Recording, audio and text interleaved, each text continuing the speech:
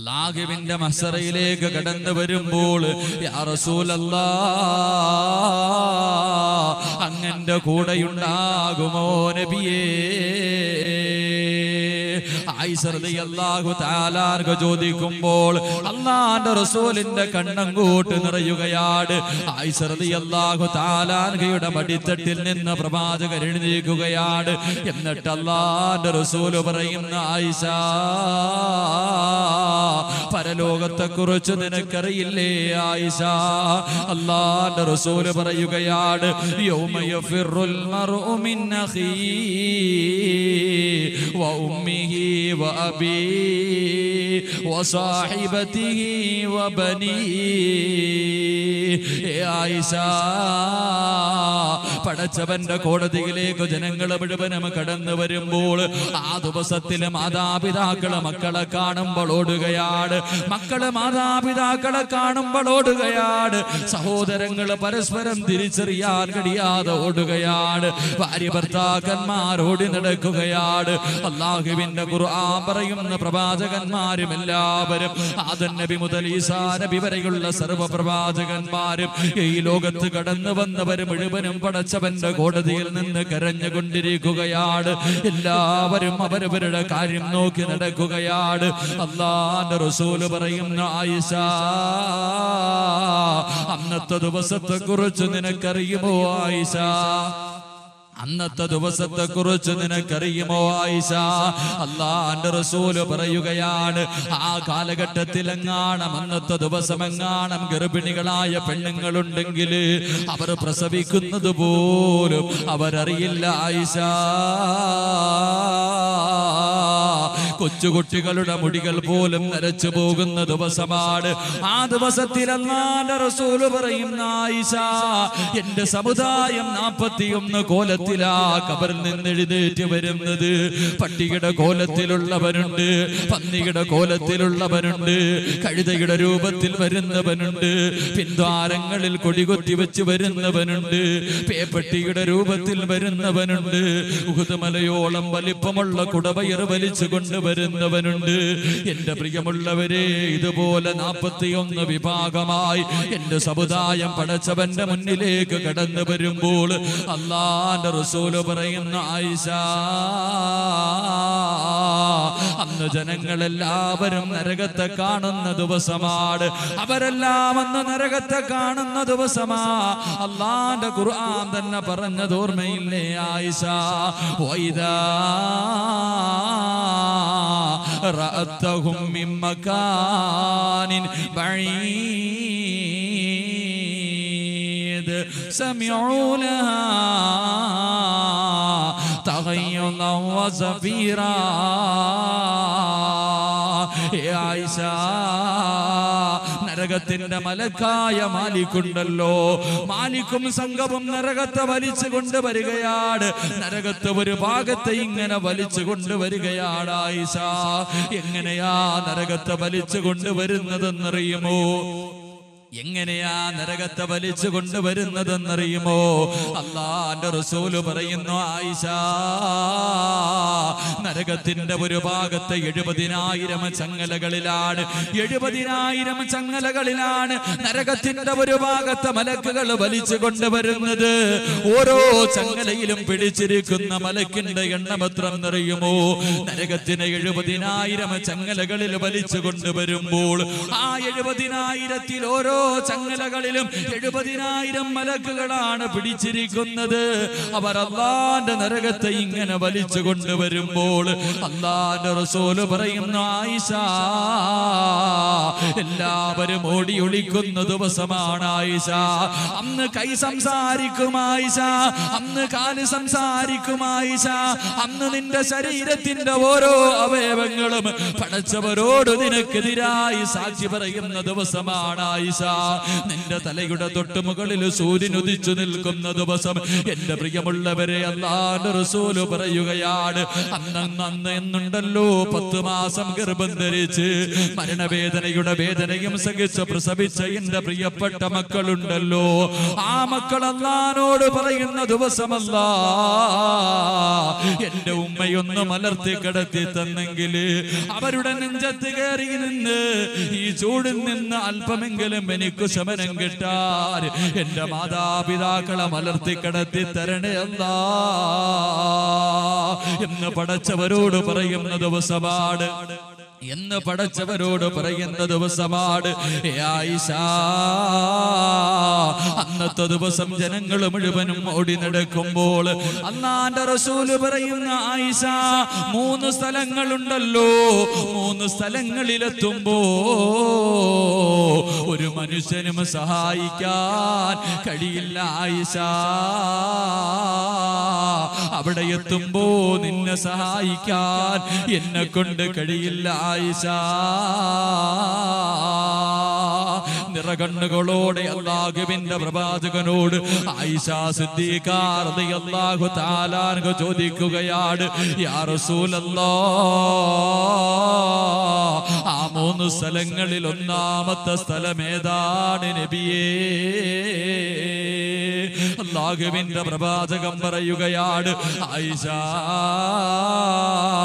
അത് വിചാരണ നടക്കുന്ന വേളയാണെന്ന് നബിയുനാ റസൂലുള്ളാഹി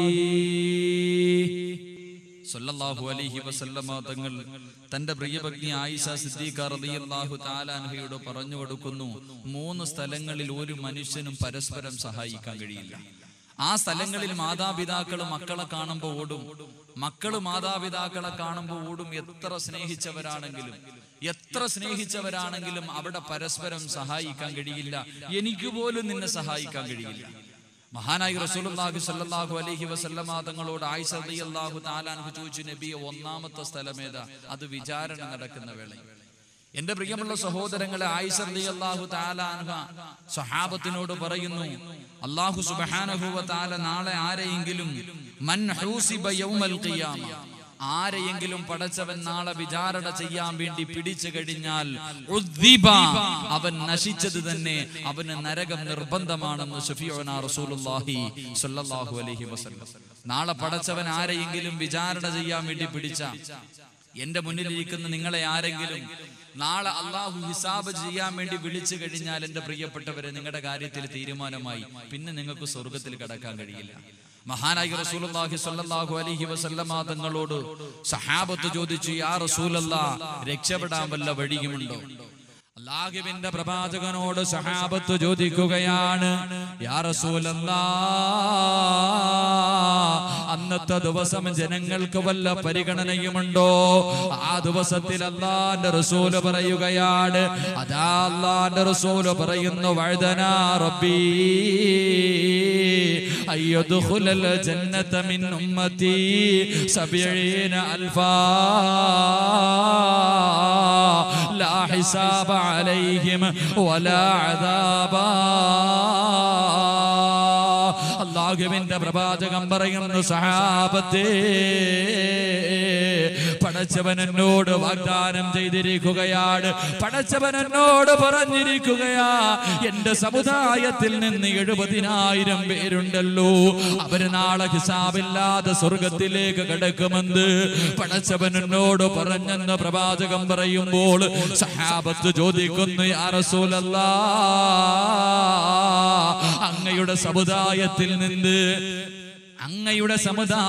നിന്ന് 70,000 പേരെ സ്വർഗത്തിൽ കടക്കുമോ എന്ന് ചോദിക്കുമ്പോൾ അല്ലാഹുവിന്റെ റസൂല് പറയുന്നു, സഹാബാ,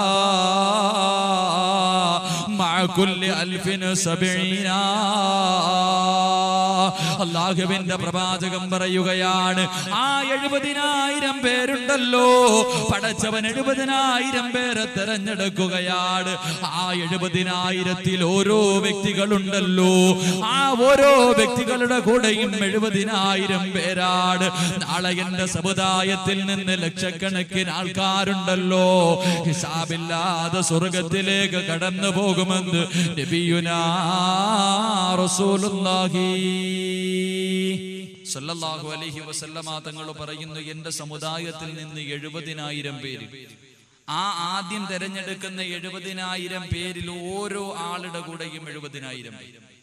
അങ്ങനെ ലക്ഷക്കണക്കിന് ആൾക്കാർ നാളെ ഹിസാബില്ലാതെ സ്വർഗത്തിൽ കടക്കുമെന്ന് നബിയുനാ റസൂലുള്ളാഹി സ്വല്ലല്ലാഹു അലൈഹി വസല്ലം. അല്ലാഹു സുബ്ഹാനഹു വ തആല ആ വിഭാഗത്തിൽ ഈ മജ്ലിസിൽ വന്നിരുന്ന് നമ്മളെ ഉൾപ്പെടുത്തി അനുഗ്രഹിക്കുമാറാകട്ടെ.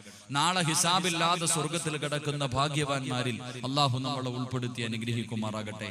മഹാനായ പ്രവാചകൻ സ്വല്ലല്ലാഹു അലൈഹി വസല്ലമ തങ്ങളോട് സഹാബത്ത് ചോദിച്ചു, നബിയെ, ഹിസാബില്ലാതെ സ്വർഗത്തിൽ കടക്കുന്നവരാരെല്ലാമാണ്? നാളെ ഹിസാബില്ലാതെ സ്വർഗത്തിൽ കിടക്കുന്ന ഭാഗ്യവാന്മാർ ആരെല്ലാമാണ്? അല്ലാഹുവിന്റെ പ്രവാചകനോട് ചോദിച്ചപ്പോൾ അല്ലാഹുവിന്റെ റസൂൽ എണ്ണിക്കൊണ്ട് കുറെ കാര്യങ്ങൾ പറഞ്ഞു കൊടുത്തു. നാളെ ഹിസാബില്ലാതെ സ്വർഗത്തിൽ കിടക്കുന്നവരെ കുറിച്ച് മഹാനായ പ്രവാചകനെ പഠിപ്പിച്ചു കൊടുക്കുകയാണ്. നാളെ പടച്ചവന്റെ കോടതിയിൽ നമ്മൾ മുഴുവനും ഒരുമിച്ച് കൂട്ടുമ്പോൾ അല്ലാഹു ചില വ്യക്തികളെ അടുത്തേക്ക് വിളിക്കുകയാണ്.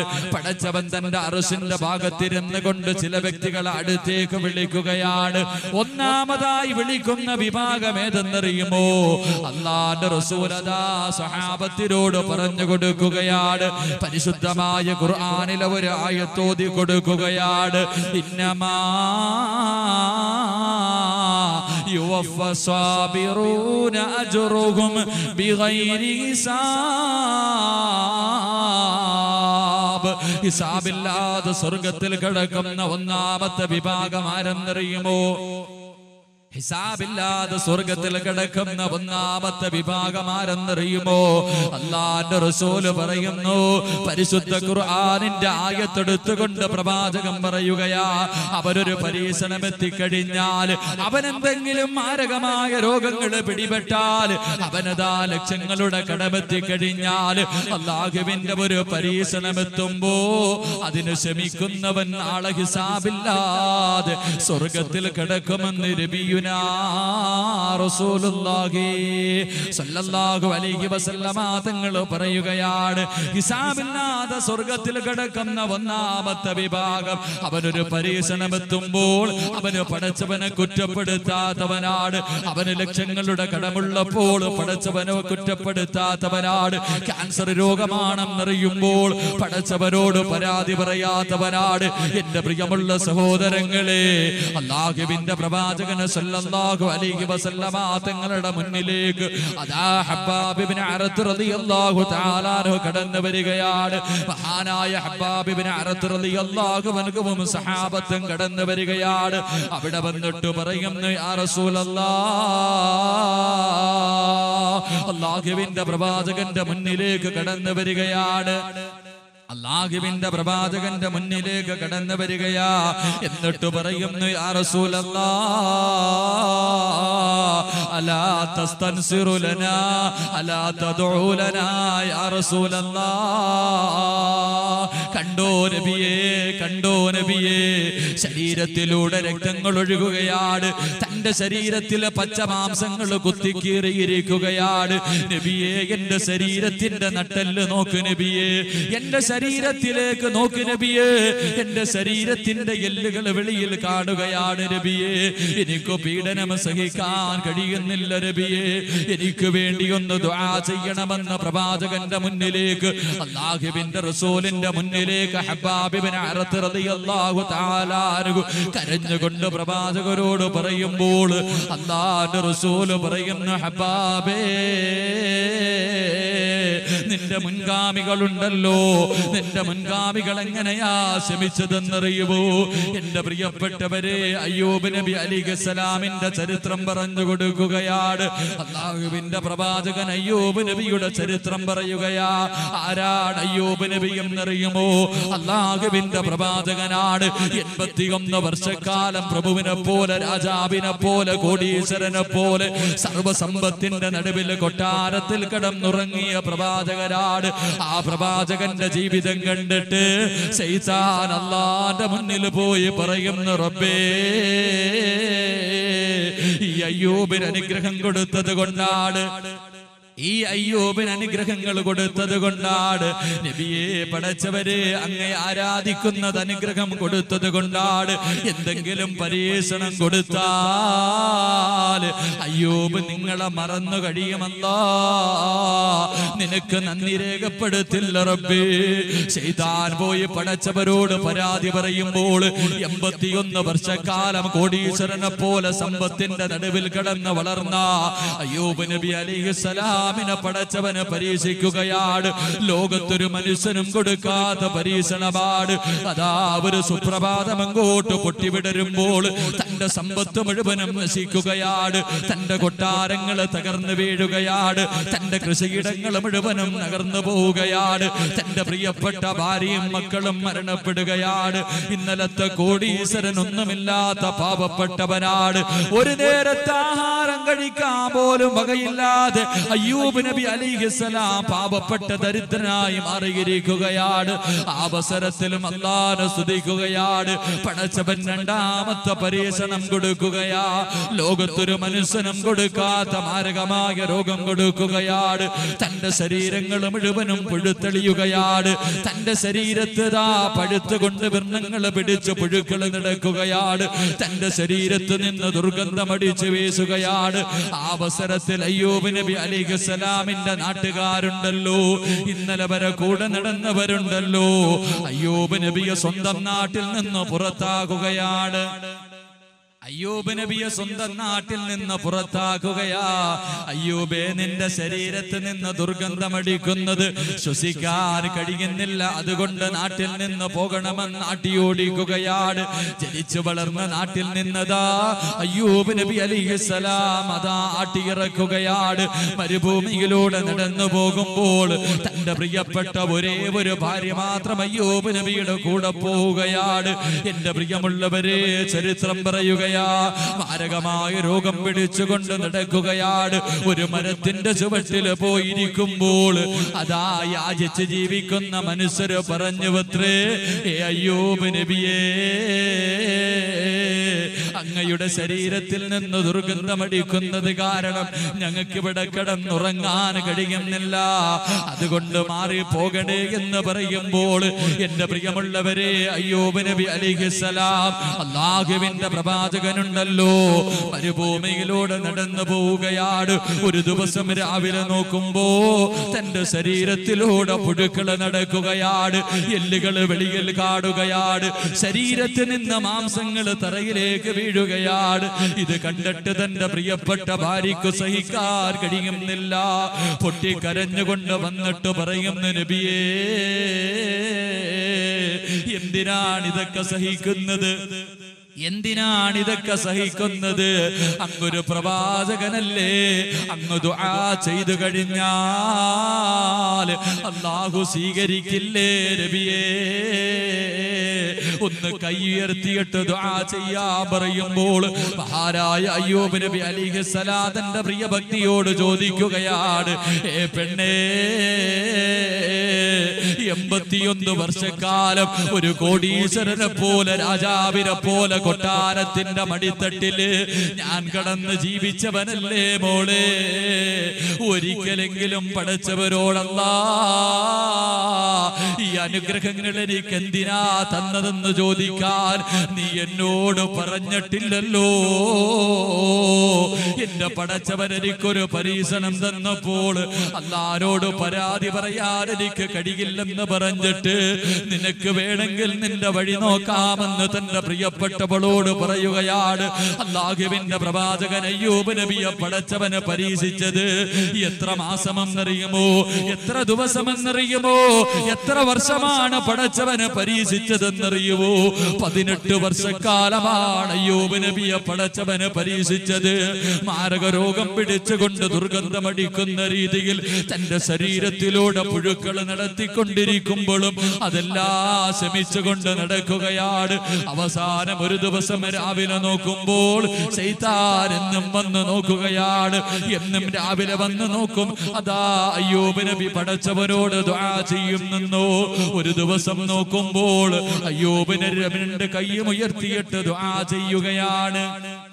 ഒരു ദിവസം രാവിലെ നോക്കുമ്പോൾ മഹാനായ അയ്യൂബ് നബി ആകാശത്തിന്റെ വിരിമാറിലേക്ക് രണ്ട് കൈയും ഉയർത്തിയിട്ട് ദുആ ചെയ്യാൻ പോകുകയാണ്. ശൈത്താന് വല്ലാത്ത സന്തോഷമായി. അയ്യൂബ് പരാജയപ്പെട്ടിരിക്കുകയാണ്. അടുത്തു നിന്ന് നോക്കുമ്പോ അയ്യൂബ് നബി അല്ലാഹുവോട് പറയുന്നു, റബ്ബേ 81 വർഷക്കാലം എനിക്ക് നീ അനുഗ്രഹം തന്നവനാണല്ലാ. പടച്ചവരെ 18 വർഷമായി എന്റെ ശരീരത്തിൽ രോഗം പിടിച്ചിട്ട് പുഴുക്കൾ നടക്കുകയാണ്, പഴുത്തെളിയുകയാണ്. എന്റെ ശരീരത്തിൽ നിന്ന് ദുർഗന്ധമടിക്കുകയാണ്. എനിക്കൊന്നും നടക്കാൻ കഴിയുന്നില്ല. എന്റെ ശരീരമൊന്നു ചലിപ്പിക്കാൻ കഴിയുന്നില്ല. പടച്ചവരെ എത്ര വലിയ രോഗം എനിക്ക് തന്നപ്പോഴും അല്ലാഹുവേ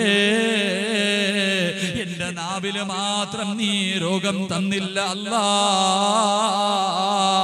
ഇന്നലെ വരെ നിന്നെ സ്തുതിക്കാൻ, നിനക്കൊരു അൽഹംദുലില്ലാ പറയാൻ എന്റെ നാവ് കൊണ്ട് എനിക്ക് കഴിഞ്ഞു റബ്ബേ. അല്ലാഹുവേ ഇന്നതിന് എനിക്ക് കഴിയുന്നില്ല റബ്ബേ. എന്റെ നാക്കിലും നീ രോഗം തന്നത് കാരണം ഒരു അൽഹംദുലില്ലാ പറയാൻ എനിക്ക് കഴിയുന്നില്ലല്ലാ. അതുകൊണ്ട് പടച്ച റബ്ബേ എന്റെ നാവിലെ രോഗമൊന്ന് മാറ്റി തരണേ അല്ലാ. പടച്ചവരോട് പൊട്ടിക്കരഞ്ഞുകൊണ്ട് ദുആ ചെയ്യുകയാണ്. മഹാനായ പ്രവാചകരദ ഹബ്ബാബ് ഇബ്നു അറത്ത് റളിയല്ലാഹു അൻഹുവിനോട് അല്ലാഹുവിന്റെ റസൂൽ പറയുന്നു, ഹബ്ബാബേ നാളെ ഹിസാബില്ലാതെ സ്വർഗത്തിൽ കിടക്കണമെന്ന് ആഗ്രഹമുണ്ടോ?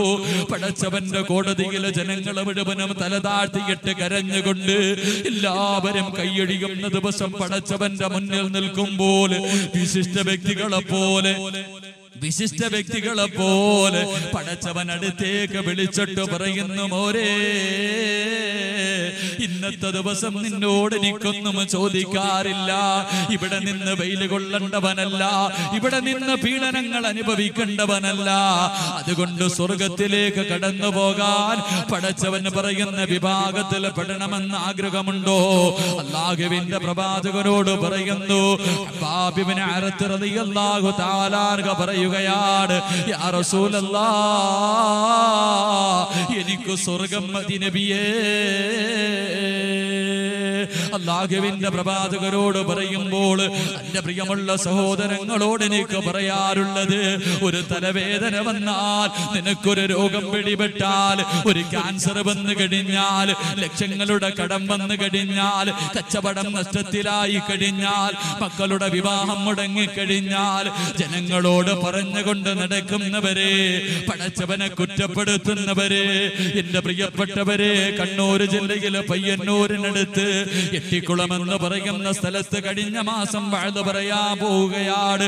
ഈ പാവപ്പെട്ട ഞാൻ ഭക്ഷണം കഴിക്കാൻ ഒരു വീട്ടിലേക്ക് കയറി ചെല്ലുമ്പോൾ ആ വീട്ടിലതാ അബ്ദുള്ള എന്ന് പറയുന്ന 18 വയസ്സുള്ള ഒരു പൊന്നുമകൻ, അബ്ദുള്ള എന്ന് പറയുന്ന 18 വയസ്സുള്ള ഒരു പൊന്നുമകൻ കട്ടിലിൽ കിടക്കുകയാണ്. ആ പൊന്നുമകന്റെ അവസ്ഥ എന്തെന്നറിയുമോ? മെത്തയിൽ വെള്ളമൊടിച്ചിട്ട് അതിന്റെ മുകളിലാണ് കിടക്കുന്നത്. ആ സഹോദരന്റെ വാപ്പയോട് എന്താണ് സംഭവിച്ചതെന്ന് ചോദിക്കുമ്പോൾ ആ സഹോദരൻ പറയുന്നു, ഉസ്താദ് 4 വയസ്സ് വരെ വീടിന്റെ മുന്നിലൂടെ കളിച്ച് നടന്നവരാണ്. എന്റെ കൈ പിടിച്ചുകൊണ്ട് നടന്ന പൊന്നുമോരാ, ഈ അബ്ദുള്ള എന്ന് പറയുന്ന 18 വയസ്സുള്ള പൊന്നുമകനെ കാണിച്ചിട്ട് പറയുകയാ, ഒരു പനി വന്നു ഉസ്താദ്. എന്നിട്ട് ശരീരങ്ങൾ മുഴുവനും നീരുപിടിക്കുകയാണ്. ശരീരങ്ങൾ മുഴുവനും നീരുപിടിച്ചിട്ട് തന്റെ എല്ലുകൾ ഒടിഞ്ഞുകൊണ്ടിരിക്കുകയാണ്. 18 വർഷക്കാലമായി മുസ്ലിമേ തന്റെ 4ാമത്തെ വയസ്സിൽ കിടക്കാൻ തുടങ്ങിയതാണ്. ആ 18 വയസ്സുള്ള ചെറുപ്പക്കാരനുണ്ടല്ലോ, എന്നോട് നിന്ന് നോക്കുമ്പോൾ സുബ്ഹാനല്ലാഹ്, തലയല്ലാതെ മറ്റൊരവയവം അനക്കാൻ കഴിയുന്നില്ല. ശരീരങ്ങൾ മുഴുവനും നീര് പിടിച്ചിട്ട് എല്ലുകൾ മുഴുവനും ഒടിയുകയാണ്. അതാ പ്രിയപ്പെട്ട ചെറുപ്പക്കാരൻ പറയുന്നു, ഉസ്താദ് ദുആ ചെയ്യടേ, വേദന സഹിക്കാൻ കഴിയുന്നില്ല. അവസാനമാ വീട്ടിൽ നിന്നിറങ്ങുമ്പോൾ ആ പ്രിയപ്പെട്ട മകനോട് പോകട്ടെ എന്ന് ചോദിക്കുമ്പോൾ, ആ അബ്ദുള്ളയോട് വിശേഷണത്തെ അന്വേഷിക്കുമ്പോൾ ആ ചെറുപ്പക്കാരൻ ചെറുപ്പക്കാരൻ പറയുന്നു, ഉസ്താദ് അൽഹംദുലില്ലാഹ്, പടച്ചവൻ എന്റെ കൈകാലുകൾക്ക് രോഗം തന്നു, എന്റെ ശരീരം മുഴുവനും പടച്ചവൻ എനിക്ക് തളർത്തിയിട്ടിരിക്കുകയാ. എങ്കിലും ഉസ്താദേ പറയാൻ എനിക്ക് പടച്ചവന് ദിക്ർ പറയാൻ എന്റെ നാവിനൊരു കുഴപ്പമില്ലല്ലോ. എല്ലാവരും പറയുന്നത് എന്റെ ചെവി കൊണ്ട് കേൾക്കാൻ കഴിയുന്നല്ലോ. എന്റെ മാതാപിതാക്കളെ കാണാൻ പടച്ചവൻ എനിക്ക് കാഴ്ച തന്നല്ലോ. ഉസ്താദേ എനിക്ക് സ്വർഗം കിട്ടും, ഉസ്താദേ എനിക്ക് സ്വർഗം കിട്ടും. ആ പ്രിയപ്പെട്ട 18 വയസ്സുള്ള അബ്ദുള്ള പറയുകയാ, ഇന്ന് വരെ ഒരു ഹറാമും എന്റെ കണ്ണുകൊണ്ട് കണ്ടിട്ടില്ല, ഇന്ന് വരെ ഒരു പാപവും ഞാൻ ചെയ്തിട്ടില്ല, ഒരു പാപം ചെയ്യുന്ന സ്ഥലത്തിലേക്ക് ഇന്ന് വരെ ഞാൻ പോയിട്ടില്ലല്ലോ. പടച്ചവൻ ഇഷ്ടമുള്ളത് കൊണ്ടാണല്ലോ അല്ല എന്നെ പരീക്ഷിച്ചതെന്ന് പറഞ്ഞുകൊണ്ട് ആ പ്രിയപ്പെട്ട ചെറുപ്പക്കാരൻ പുഞ്ചിരിക്കുന്ന മുഖത്തോട് എന്നോട് പറയുമ്പോൾ എന്റെ പ്രിയപ്പെട്ടവരെ കണ്ണ് നിറഞ്ഞു പോവുകയാണ്. അതുകൊണ്ട് എന്റെ പ്രിയപ്പെട്ടവരോട് പറയുകയാ, എന്റെ മുന്നിലിരിക്കുന്ന നിങ്ങളെ ആരെങ്കിലും പടച്ചവന് പരീക്ഷിക്കുമ്പോൾ അത് അല്ലാഹുവിന്റെ തീരുമാനമാണെന്ന് മനസ്സിലാക്കിക്കൊണ്ട് ക്ഷമിക്കാനുള്ള മനസ്സ് കാണിച്ചാ അല്ലാഹുവിന്റെ ഖുർആൻ പറയുകയാ, നാളെ ഹിസാബില്ലാതെ സ്വർഗത്തിൽ കിടക്കുന്ന ഒന്നാമത്തെ വിഭാഗം ഇന്നമാ യുവഫസ്സാബിറൂന അജ്റുഹും ബിഗൈരി ഹിസാബ്. അല്ലാഹുവിന്റെ ഖുർആൻ പറയുന്നു, നാളെ ഹിസാബില്ലാതെ സ്വർഗത്തിൽ കിടക്കുന്ന ഒന്നാമത്തെ വിഭാഗം അല്ലാഹു ഒരു പരീക്ഷണം കൊടുക്കുമ്പോൾ ക്ഷമിക്കുന്നവരാണെന്ന് നബിയുനാ റസൂലുള്ളാഹി സ്വല്ലല്ലാഹു അലൈഹി വസല്ലം. മഹാനായ പ്രവാചകൻ സ്വല്ലല്ലാഹു അലൈഹി വസല്ലമ തങ്ങൾ, അല്ലാഹുവിന്റെ പ്രവാചകൻ ഒരു ദിവസം സുബഹി നമസ്കാരം കഴിഞ്ഞു തന്റെ സഹാബത്തിന്റെ എതിരെ തിരിഞ്ഞിരുന്നു. എന്നിട്ട് അല്ലാഹുവിന്റെ റസൂൽ സ്വല്ലല്ലാഹു അലൈഹി വസല്ലമ തങ്ങൾ പറഞ്ഞു, ഹൗലുൽ കൗസറിലെ വെള്ളം ഞാൻ എല്ലാവർക്കും കോരിയാ കൊടുക്കണം. ഹൗലുൽ കൗസറിലെ വെള്ളം എല്ലാവർക്കും പ്രവാചകൻ തങ്ങൾ സല്ലല്ലാഹു അലൈഹി വസല്ലമ തങ്ങൾ കോരിയാ കൊടുക്കണം, എല്ലാവരുടെ കയ്യിലാ കൊടുക്കണം. ഒരേ ഒരാളുടെ വായിൽ മാത്രം ഒഴിച്ചു കൊടുത്തു. ഒരേ ഒരു സഹാബിയുടെ വായിൽ മാത്രം അല്ലാഹുവിന്റെ പ്രവാചകൻ ഹൗലുൽ കൗസറിലെ വെള്ളം ഒഴിച്ചു കൊടുക്കും. ഏത് സഹാബിയുടെ വായിലാ ഒഴിച്ചു കൊടുക്കും? ആർക്കെങ്കിലും അറിയും? ആർക്കെങ്കിലും അറിയും? ഒറ്റ സഹാബിയുടെ, അറിയണവരെന്ന് കൈവക്കി. ഒറ്റ സഹാബിയുടെ വായിൽ മാത്രം. അള്ളാഹുവിന്റെ പ്രവാചകൻ ഇത് പറഞ്ഞപ്പോൾ സഹാബാക്കളൊക്കെ വളരെ, എല്ലാവരും അബൂബക്കർ സിദ്ദീഖ് റളിയല്ലാഹു തആല അൻഹുവിന്റെ മുഖത്തേക്ക് നോക്കി. ഏത് കാര്യം പറഞ്ഞാലും അബൂബക്കറാണല്ലോ മുമ്പിൽ. ചിലരൊക്കെ ഉസ്മാൻ ഇബ്നു അഫ്ഫാൻ, ഓരോ സഹാബത്തിന്റെ മുഖത്തും എല്ലാവരും വളരെ അത്ഭുതത്തോടെ ആരുടെ വായിലായിരിക്കും പ്രവാചകൻ വെള്ളം ഒഴിച്ചു കൊടുക്കുക. എന്റെ പ്രിയമുള്ളവരെ, ആ അവസരത്തിൽ അല്ലാഹുവിന്റെ റസൂൽ പറഞ്ഞു, ഞാൻ ആരുടെ വായിലാണ് ഹൗലുൽ കൗസറിലെ വെള്ളം ഒഴിച്ചു കൊടുക്കുന്നത് എന്നറിയുമോ? മഹാനായ സയ്യിദുനാ ബിലാൽ റളിയല്ലാഹു തആല. ബിലാൽ റളിയല്ലാഹു തആല അൻഹുവിന്റെ വായിൽ മാത്രമേ പ്രവാചകൻ വെള്ളം ഒഴിച്ചു കൊടുക്കൂ ഹൗലുൽ കൗസറിൽ. അള്ളാഹുവിന്റെ പ്രവാചകന്റെ കയ്യിൽ നിന്ന് ഹൗലുൽ കൗസറിൽ വെള്ളം വാങ്ങിച്ചു കൊടുക്കാൻ അള്ളാഹു ഭാഗ്യം നൽകി അനുഗ്രഹിക്കുമാറാകട്ടെ. ഈ മജ്ലിസിനെ സ്നേഹിച്ചതിന്റെ പേരിൽ, ഈ മജ്ലിസിനെ ബഹുമാനിച്ചതിന്റെ പേരിൽ, ഈ മജ്ലിസിൽ കയറി ഇരിക്കാനുള്ള മനസ്സ് കാണിച്ചതിന്റെ പേരിൽ അള്ളാഹു നമ്മളെ അള്ളാഹുവിന്റെ പ്രവാചകന്റെ കയ്യിൽ നിന്ന് ഹൗലുൽ കൗസറിൽ വെള്ളം കുടിക്കുന്നവരുടെ കൂട്ടത്തിൽ ഉൾപ്പെടുത്തി അനുഗ്രഹിക്കുമാറാകട്ടെ. എന്റെ പ്രിയമുള്ള സഹോദരങ്ങൾ, അകത്തിരിക്കാൻ സൗകര്യമുണ്ടായിട്ടും വെറുതെ മതിലിന്റെ വെളിയിൽ നിൽക്കാം, വെളിയിൽ നിൽക്കുക. എന്റെ പ്രിയമുള്ളവരെ, അവിടെ നിൽക്കുന്നതിനേക്കാളും നല്ലത് ഈ മജ്ലിസിൽ കയറിയിരിക്കുക. ഇത് സ്വർഗമാണ്. ഈ സ്വർഗത്തിൽ ഇരിക്കാൻ അവസരം കിട്ടിയിട്ട് ഞാൻ വെളിയിലെ നിൽക്കത്തുള്ളെന്ന് പറഞ്ഞ ചിലപ്പോൾ നാളെയും അവിടെ വെളിയിൽ നിൽക്കേണ്ടവർ. ഇഷ്ടമുള്ളപ്പോ ഇറങ്ങി പോകാലോ, ഞാൻ ആരെ ഒന്നും പറയാറില്ല. എന്റെ പ്രസംഗം 1.5 മണിക്കൂർ അല്ലെങ്കിൽ 2 മണിക്കൂറിനുള്ളിൽ നിർത്തേണ്ടതുണ്ട്. എപ്പോ വേണമെങ്കിലും ഇറങ്ങിപ്പോകാം. ഒന്നീ നിങ്ങൾ ഈ ഇൽമിന്റെ മജ്ലിസിൽ കയറിയിരിക്കുക, ഇതിനെ ബഹുമാനിക്കുക. അള്ളാഹു അതിനുള്ള ഭാഗ്യം നൽകി അനുഗ്രഹിക്കുമാറാകട്ടെ. എന്റെ പ്രിയമുള്ള സഹോദരങ്ങളെ, മഹാനായ ബിലാൽ റളിയല്ലാഹു തആല അൻഹുവിന്റെ വായിൽ മാത്രം വെള്ളം ഒഴിച്ചു കൊടുക്കാനുള്ള കാരണമെന്താ? മഹാനായ റസൂലുള്ളാഹി സ്വല്ലല്ലാഹു അലൈഹി വസല്ലമ തങ്ങൾ അല്ലാഹുവിന്റെ പ്രവാചകൻ മരുഭൂമിയിലൂടെ നടന്നു പോകുമ്പോൾ മുസ്ലിമായതിന്റെ പേരിൽ ബിലാൽ റളിയല്ലാഹു അൻഹുവിനെ ക്രൂരമായി പീഡിപ്പിക്കുകയാണ്. ഉത്ബത്തും ശൈബത്തും അതാ മരുഭൂമിയിൽ മലർത്തി കിടത്തിയിട്ട് തന്റെ നെഞ്ചത്ത് പാറയെടുത്ത് വെച്ച് ക്രൂരമായി ചാട്ടപാറ കൊണ്ടടിച്ചുകൊണ്ട് ഉപദ്രവിക്കുകയാണ്. ബിലാൽ പറയുന്നു, നബിയേ എന്നെ സഹായിക്കണേ നബിയേ, എന്നെ രക്ഷിക്കണേ നബിയേ. ഓരോ ദിവസവും പ്രവാചകനെ കാണുമ്പോൾ ബിലാൽ റളിയല്ലാഹു തആല അൻഹു പറയുകയാണ്, അല്ലാഹുവിന്റെ പ്രവാചകൻ ഒരു ദിവസം നട്ടുച്ച സമയത്ത് ളുഹർ നമസ്കാരം കഴിഞ്ഞ് അല്ലാഹുവിന്റെ റസൂൽ നടന്നു വരുമ്പോ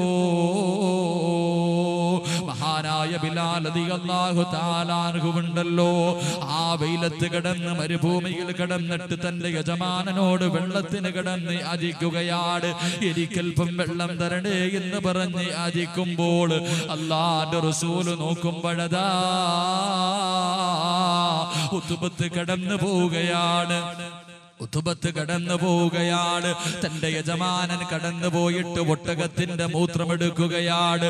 ഒട്ടകത്തിന്റെ മൂത്രമെടുത്തുകൊണ്ട് മഹാനായ ബിലാൽ റളിയല്ലാഹു തആല അൻഹുവിന്റെ മുന്നിലേക്ക് കടന്നു വരികയാ. അല്ലാഹുവിന്റെ റസൂൽ നോക്കുമ്പോ വെള്ളത്തിന് കിടന്ന് യാചിക്കുകയാണ്. ഒട്ടകത്തിന്റെ മൂത്രമെടുത്തുകൊണ്ട് വന്ന് ബിലാൽ റളിയല്ലാഹു അൻഹുവിന്റെ വായിലേക്ക് എടുത്തൊഴിച്ചു കൊടുക്കാൻ പോകുമ്പോൾ അല്ലാഹുവിന്റെ റസൂൽ കടന്നു പോവുകയാണ്. ബിലാൽ റളിയല്ലാഹു അൻഹുവിന്റെ വായിലേക്ക് തന്റെ കൈവെക്കുകയാണ്. എന്നിട്ട് അല്ലാഹുവിന്റെ റസൂൽ പറയുന്നു, ബിലാലേ ക്ഷമിക്കൂ ബിലാലേ, ക്ഷമിക്കൂ ബിലാലേ, നീ ഇതൊന്ന് കുടിക്കൂ ബിലാലേ. നാളെ ഹൗദുൽ കൗസറിലെ വെള്ളം എല്ലാവരുടെയും കയ്യിൽ ഞാൻ എടുത്തു കൊടുക്കുമ്പോൾ ബിലാലേ, ഇന്ന് നീ ക്ഷമിച്ചു കഴിഞ്ഞാൽ, ഇന്ന് നീ ക്ഷമിച്ചു കഴിഞ്ഞാൽ നിന്റെ വായിലേക്ക് ഞാൻ വെള്ളമൊഴിച്ചു തരാ ബിലാലേ. അല്ലാഹുവിന്റെ പ്രവാചകൻ അങ്ങോട്ട് പറയുമ്പോൾ മഹാനായ സയ്യിദിനാ ബിലാൽ റളിയല്ലാഹു തആല അൻഹു പുഞ്ചിരിക്കുന്ന മുഖത്തോട് കുതിരയുടെ മൂത്രം അങ്ങോട്ട് കുടിച്ചു എന്ന് ചരിത്രം പഠിപ്പിക്കുമ്പോൾ എന്റെ പ്രിയമുള്ളവരെ, ക്ഷമിക്കാനുള്ള മനസ്സുണ്ടായാൽ നാളെ ഹിസാബില്ലാതെ സ്വർഗത്തിൽ കിടക്കുന്ന ഒന്നാമത്തെ വിഭാഗത്തിൽ നിനക്ക് പങ്കെടുക്കാൻ കഴിയുമെന്ന്, നിനക്ക് ചേരാൻ കഴിയുമെന്ന് നബിയുനാ റസൂലുള്ളാഹി സല്ലല്ലാഹു അലൈഹി വസല്ലമ തങ്ങൾ പറയുന്നു, ഹിസാബില്ലാതെ സ്വർഗത്തിൽ കിടക്കുന്ന ഒന്നാമത്തെ വിഭാഗം എന്തെങ്കിലും ഒരു വിപത്തുണ്ടാകുമ്പോൾ ക്ഷമിക്കുന്നവർ. രണ്ടാമത്തെ വിഭാഗം ഏതാ? അല്ലാഹുവിന്റെ പ്രവാചകൻ സല്ലല്ലാഹു അലൈഹി വസല്ലമ തങ്ങൾ അല്ലാഹുവിന്റെ പ്രവാചകനതാ സ്വഹാബത്തിനോട് പറഞ്ഞു കൊടുക്കുകയാണ്. രണ്ടാമത്തെ വിഭാഗം ഏതെന്നറിയുമോ?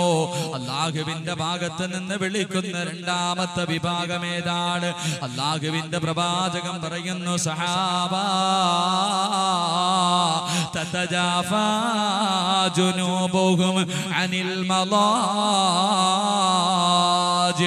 എന്റെ പ്രിയമുള്ളവരെ, ഈ പള്ളം നിവാസികളുണ്ടല്ലോ, എല്ലാവരും പാതിരാത്രിയിൽ അവരുടെ വീടിനകത്ത് കിടന്ന് സുഖിച്ചുറങ്ങുകയാണ്.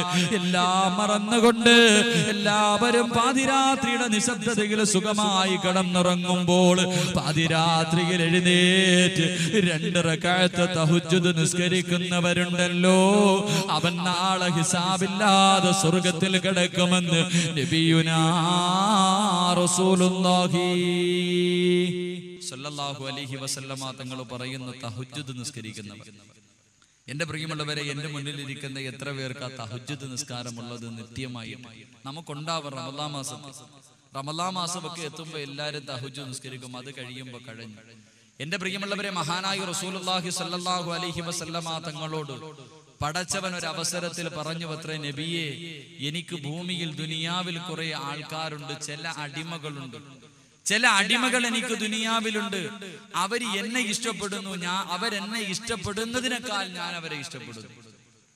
എന്നെ അവരിഷ്ടപ്പെടുന്നു, അതിനേക്കാൾ ഞാൻ അവരെ ഇഷ്ടപ്പെടുന്നു. അവൻ എന്നിലേക്ക് വരാൻ ആഗ്രഹിക്കുന്നു, അതിനേക്കാൾ ഞാൻ ആഗ്രഹിക്കുന്നു അവൻ എന്റെ മുന്നിലേക്കൊന്ന് വരാൻ. അവൻ എന്നെ ഓർക്കുന്നതിനേക്കാൾ എപ്പോഴും നബിയെ ഞാൻ അവനെ ഓർക്കുന്നു. അവൻ എന്നിലേക്ക് നടന്നു വന്നാൽ ഞാൻ അവനിലേക്ക് ഓടിപ്പോകും നബിയെ. ഇങ്ങനെ ചില അടിമകളുണ്ട്. ഈ പള്ളത്തുള്ള എന്റെ പ്രിയപ്പെട്ട നിങ്ങളിൽ ചിലരെ അള്ളാഹു വല്ലാത്ത ഇഷ്ടമാ. നിങ്ങൾ അള്ളാഹനെ ഇഷ്ടപ്പെടുന്നതിനേക്കാൾ പടച്ചവൻ നിങ്ങളെ ഇഷ്ടപ്പെടുന്നു. നിങ്ങളുടെ മാതാപിതാക്കളെ നിങ്ങളെ സ്നേഹിക്കുന്നതിനേക്കാൾ പടച്ചവൻ നിങ്ങളെ സ്നേഹിക്കുന്നു. നിങ്ങളുടെ കണ്ണ് നിറയുന്നത് അള്ളാഹന് ഇഷ്ടമല്ല. നിങ്ങളുടെ കണ്ണൊന്ന് നിറഞ്ഞാൽ പടച്ചവന്റെ സിംഹാസനം പോലും കുലുങ്ങിപ്പോകും. അങ്ങനെ ചില അടിമകൾ അവരാരാണെന്നറിയൂ? മഹാനായി റസൂലുള്ളാഹി സ്വല്ലല്ലാഹു അലൈഹി വസല്ലം അല്ലാഹുവിന്റെ പ്രവാചകൻ പടച്ചവനോട് ചോദിച്ചു, നബിയെ, അല്ലാഹുവേ ആരാ ഒന്ന് പറഞ്ഞു തരൂ, അവരാരാ ഒന്ന് പറഞ്ഞു തരുവോ? അല്ലാഹുവിന്റെ പ്രവാചകന് പടച്ചവൻ പറഞ്ഞു കൊടുത്തില്ല. ആ അവസരത്തിൽ അള്ളാന്റെ റസൂല് ചോദിച്ചു, അല്ലാഹുവേ അവരുടെ അടയാളമെങ്കിലും ഒന്ന് പറഞ്ഞു തരും. നീ സ്നേഹിക്കുന്ന പള്ളത്ത് നീ സ്നേഹിക്കുന്ന ആ വിശിഷ്ട വ്യക്തികൾക്കുള്ള അടയാളമെങ്കിലും ഒന്ന് പറഞ്ഞതാ പടച്ചവനെ. ആ അവസരത്തിൽ അല്ലാഹുവിന്റെ റസൂലിനോട് പടച്ചവൻ പറഞ്ഞു കൊടുക്കുന്നു, നബിയേ, അവർക്ക് 3 അടയാളമാണുള്ളത്. പടച്ചവൻ സ്നേഹിക്കുന്നവർക്ക് 3 അടയാളമാണ്. അതിലൊന്നാമത്തെ അടയാളം ഏതെന്നറിയുമോ? തതജാഫാ ജുനൂബുഹും അനിൽ മളാജി. നബിയേ, പള്ളം നിവാസികളെല്ലാം പാതിരാത്രിയുടെ നിശബ്ദതയില് തണുപ്പുള്ള രാത്രിയിലതാ പുതപ്പിന്റെ അടിയിൽ കിടന്ന് സുഖിച്ചുറങ്ങുമ്പോൾ നബിയേ, ഒന്നാനാകാശത്തിൽ വന്നിട്ട് ഭൂമിയിലേക്ക് ഞാൻ നോക്കും നബിയേ, ഭൂമിയിലേക്ക് ഞാൻ നോക്കും നബിയേ. ആ അവസരത്തിൽ എഴുന്നേറ്റ് 2 റക്അത്ത് തഹജ്ജുദ് നിസ്കരിക്കുന്നവരാണ് നബിയേ. തഹജ്ജുദ് നിസ്കരിക്കുന്നവർ അവരെ അല്ലാഹു സ്നേഹിക്കുന്നതിന്റെ ഒന്നാമത്തെ അടയാളമാണെന്ന് നബിയുനാ റസൂലുള്ളാഹി സ്വല്ലല്ലാഹു അലൈഹി വസല്ലം. ഈ മജ്ലിസിൽ ഇരിക്കുന്ന നിങ്ങൾ ആലോചിക്കുക, നിങ്ങൾ ആരെങ്കിലും തഹജ്ജുദ് നിസ്കാരം നിത്യമായിട്ടുണ്ടെങ്കിൽ തീരുമാനിച്ചോ, അല്ലാഹ് നിന്നെ സ്നേഹിക്കുന്നു, അതിന്റെ അടയാളമാണ്. അല്ലാഹു നിലനിർത്താനുള്ള ഭാഗ്യം നൽകി അനുഗ്രഹിക്കുമാറാകട്ടെ. എന്റെ പ്രിയമുള്ള സഹോദരങ്ങളെ, നമസ്കരിച്ചാൽ കിട്ടുന്ന പ്രതിഫലം എന്തെന്നറിയൂ? തഹജ്ജുദ് നിസ്കരിച്ചാൽ കിട്ടുന്ന പ്രതിഫലം എന്താ? അല്ലാഹുവിന്റെ റസൂൽ സല്ലല്ലാഹു അലൈഹി വസല്ലമ തങ്ങൾ പറയുന്നു, തഹജ്ജുദ് നിസ്കാരം മുൻഗാമികളുടെ ചര്യയാണ്. മുൻഗാമികളുടെ ചര്യയാണ് തഹജ്ജുദ് നിസ്കാരം. മഹാന്മാരായ അല്ലാഹു ഇഷ്ടപ്പെടുന്നവരുടെ അടയാളമാണ് തഹജ്ജുദ് നിസ്കാരം. 1. 2, അല്ലാഹുവിന്റെ പ്രവാചകൻ സല്ലല്ലാഹു അലൈഹി വസല്ലമ തങ്ങൾ സഹാബത്തിനോട് പറയുന്നു, സഹാബാ, നാളെ പടച്ചവന്റെ കോടതിയുണ്ടല്ലോ. സ്വർഗത്തിന്റെ ആരാമങ്ങൾക്ക് നടുവിലൂടെ സ്വർഗവാസികൾ മുഴുവനും ആസ്വദിച്ച് നടക്കുകയാണ്. പടച്ചവൻ അല്ലാഹുവിന്റെ പ്രവാചകൻ പറയുകയാ, സ്വർഗത്തിലെ ഏറ്റവും വലിയ അനുഗ്രഹമുണ്ടല്ലോ, സ്വർഗത്തിലെ ഏറ്റവും വലിയ അനുഗ്രഹം അത് അല്ലാഹുവിന്റെ ലിഖാഹ് കാണലാണ്, പടച്ചവനെ കാണലാണ്. അല്ലാഹുവിന്റെ റസൂല് പറയുന്നു, സഹാബത്തേ, തഹജ്ജുദ് നിസ്കരിക്കുന്ന മനുഷ്യനുണ്ടല്ലോ, പാതിരാത്രിയിൽ എഴുന്നേറ്റ് 2 റക്അത്ത് നിസ്കരിക്കുന്ന മനുഷ്യനുണ്ടല്ലോ, അവൻ എന്നെ കാണാൻ കഴിയുമെന്ന് നബിയുനാ റസൂലുള്ളാഹി.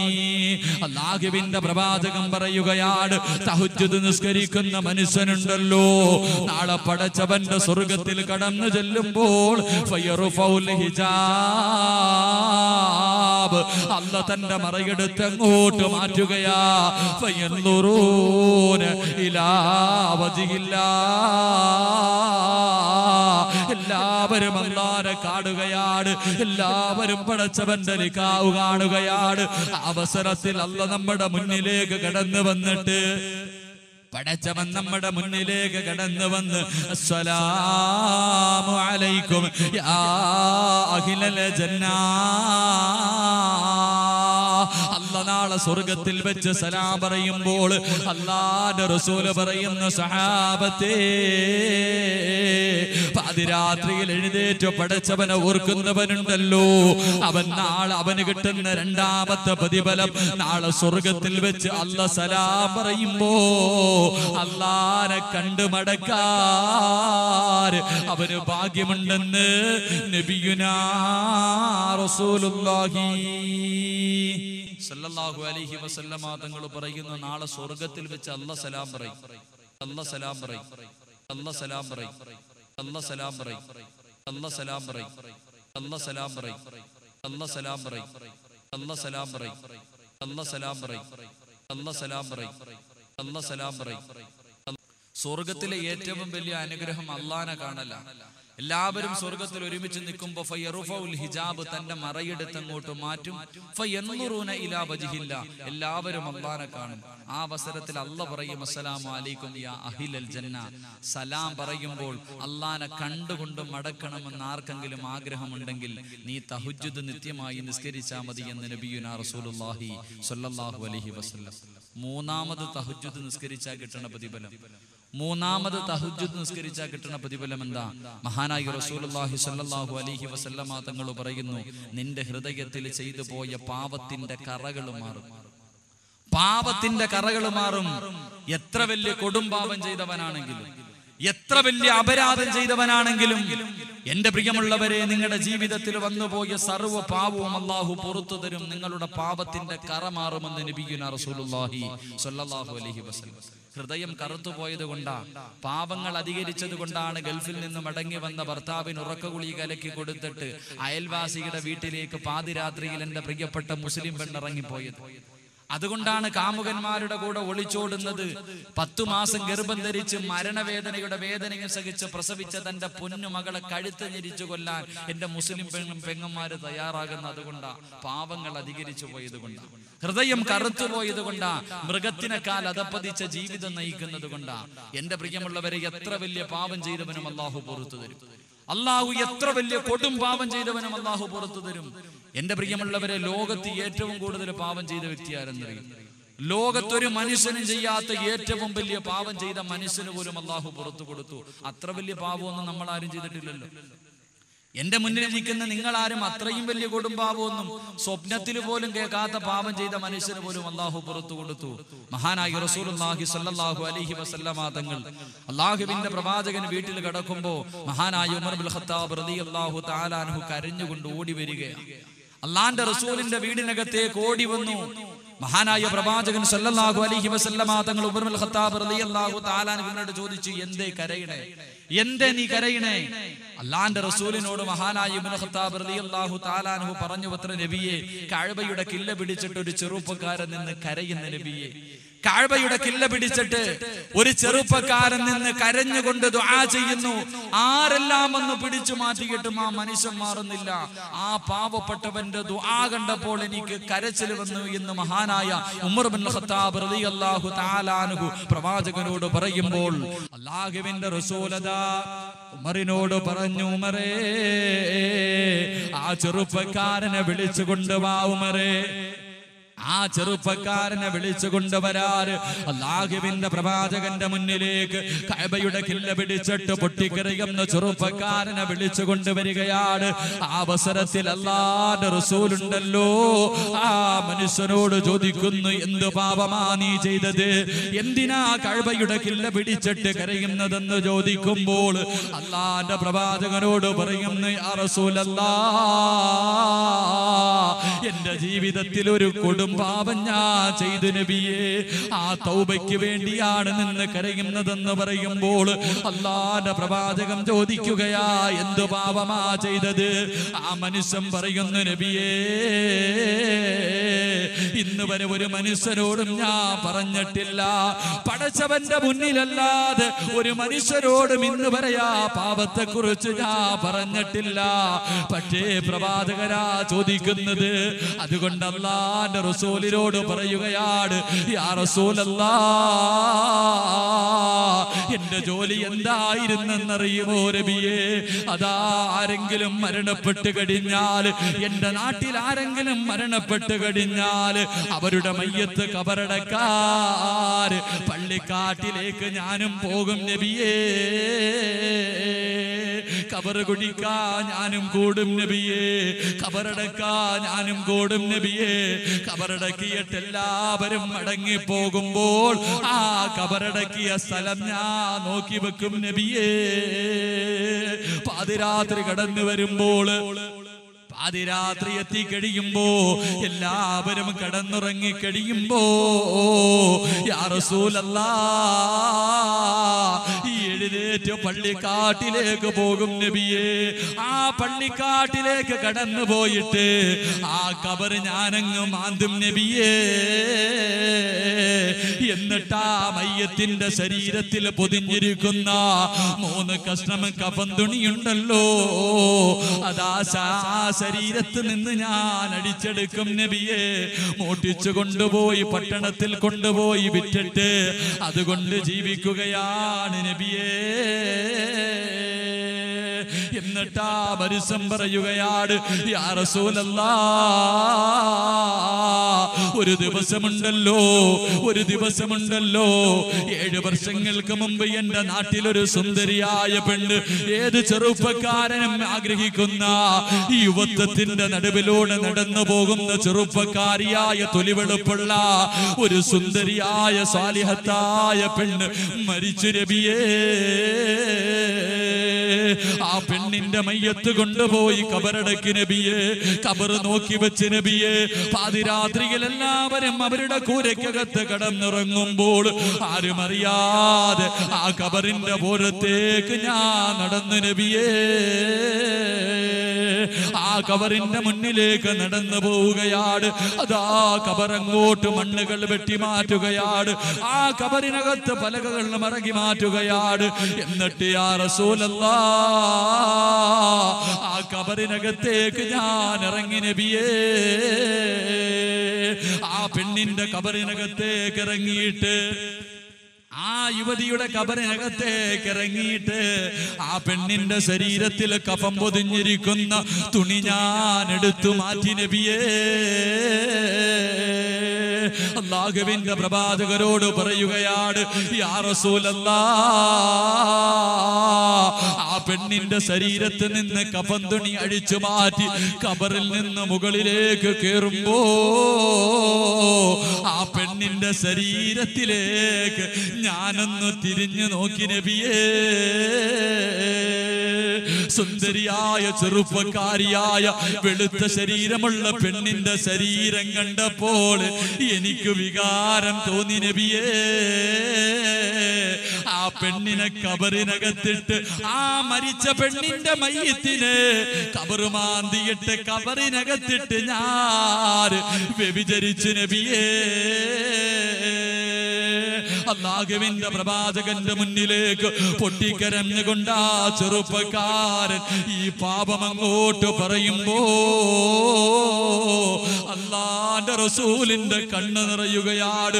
പ്രവാചകന് തളർന്നു പോവുകയാ. അല്ലാഹുവിന്റെ റസൂല് മിണ്ടാതിരിക്കുകയാണ്. പ്രവാചകൻ പറയുന്നു, എന്റെ മുന്നിൽ നിന്ന് മാറിപ്പോകണമെന്ന് പറഞ്ഞു വിടുമ്പോൾ ആ പ്രിയപ്പെട്ട ചെറുപ്പക്കാരനുണ്ടല്ലോ മരുഭൂമിയിലേക്ക് കടന്നു ചെല്ലുകയാണ്.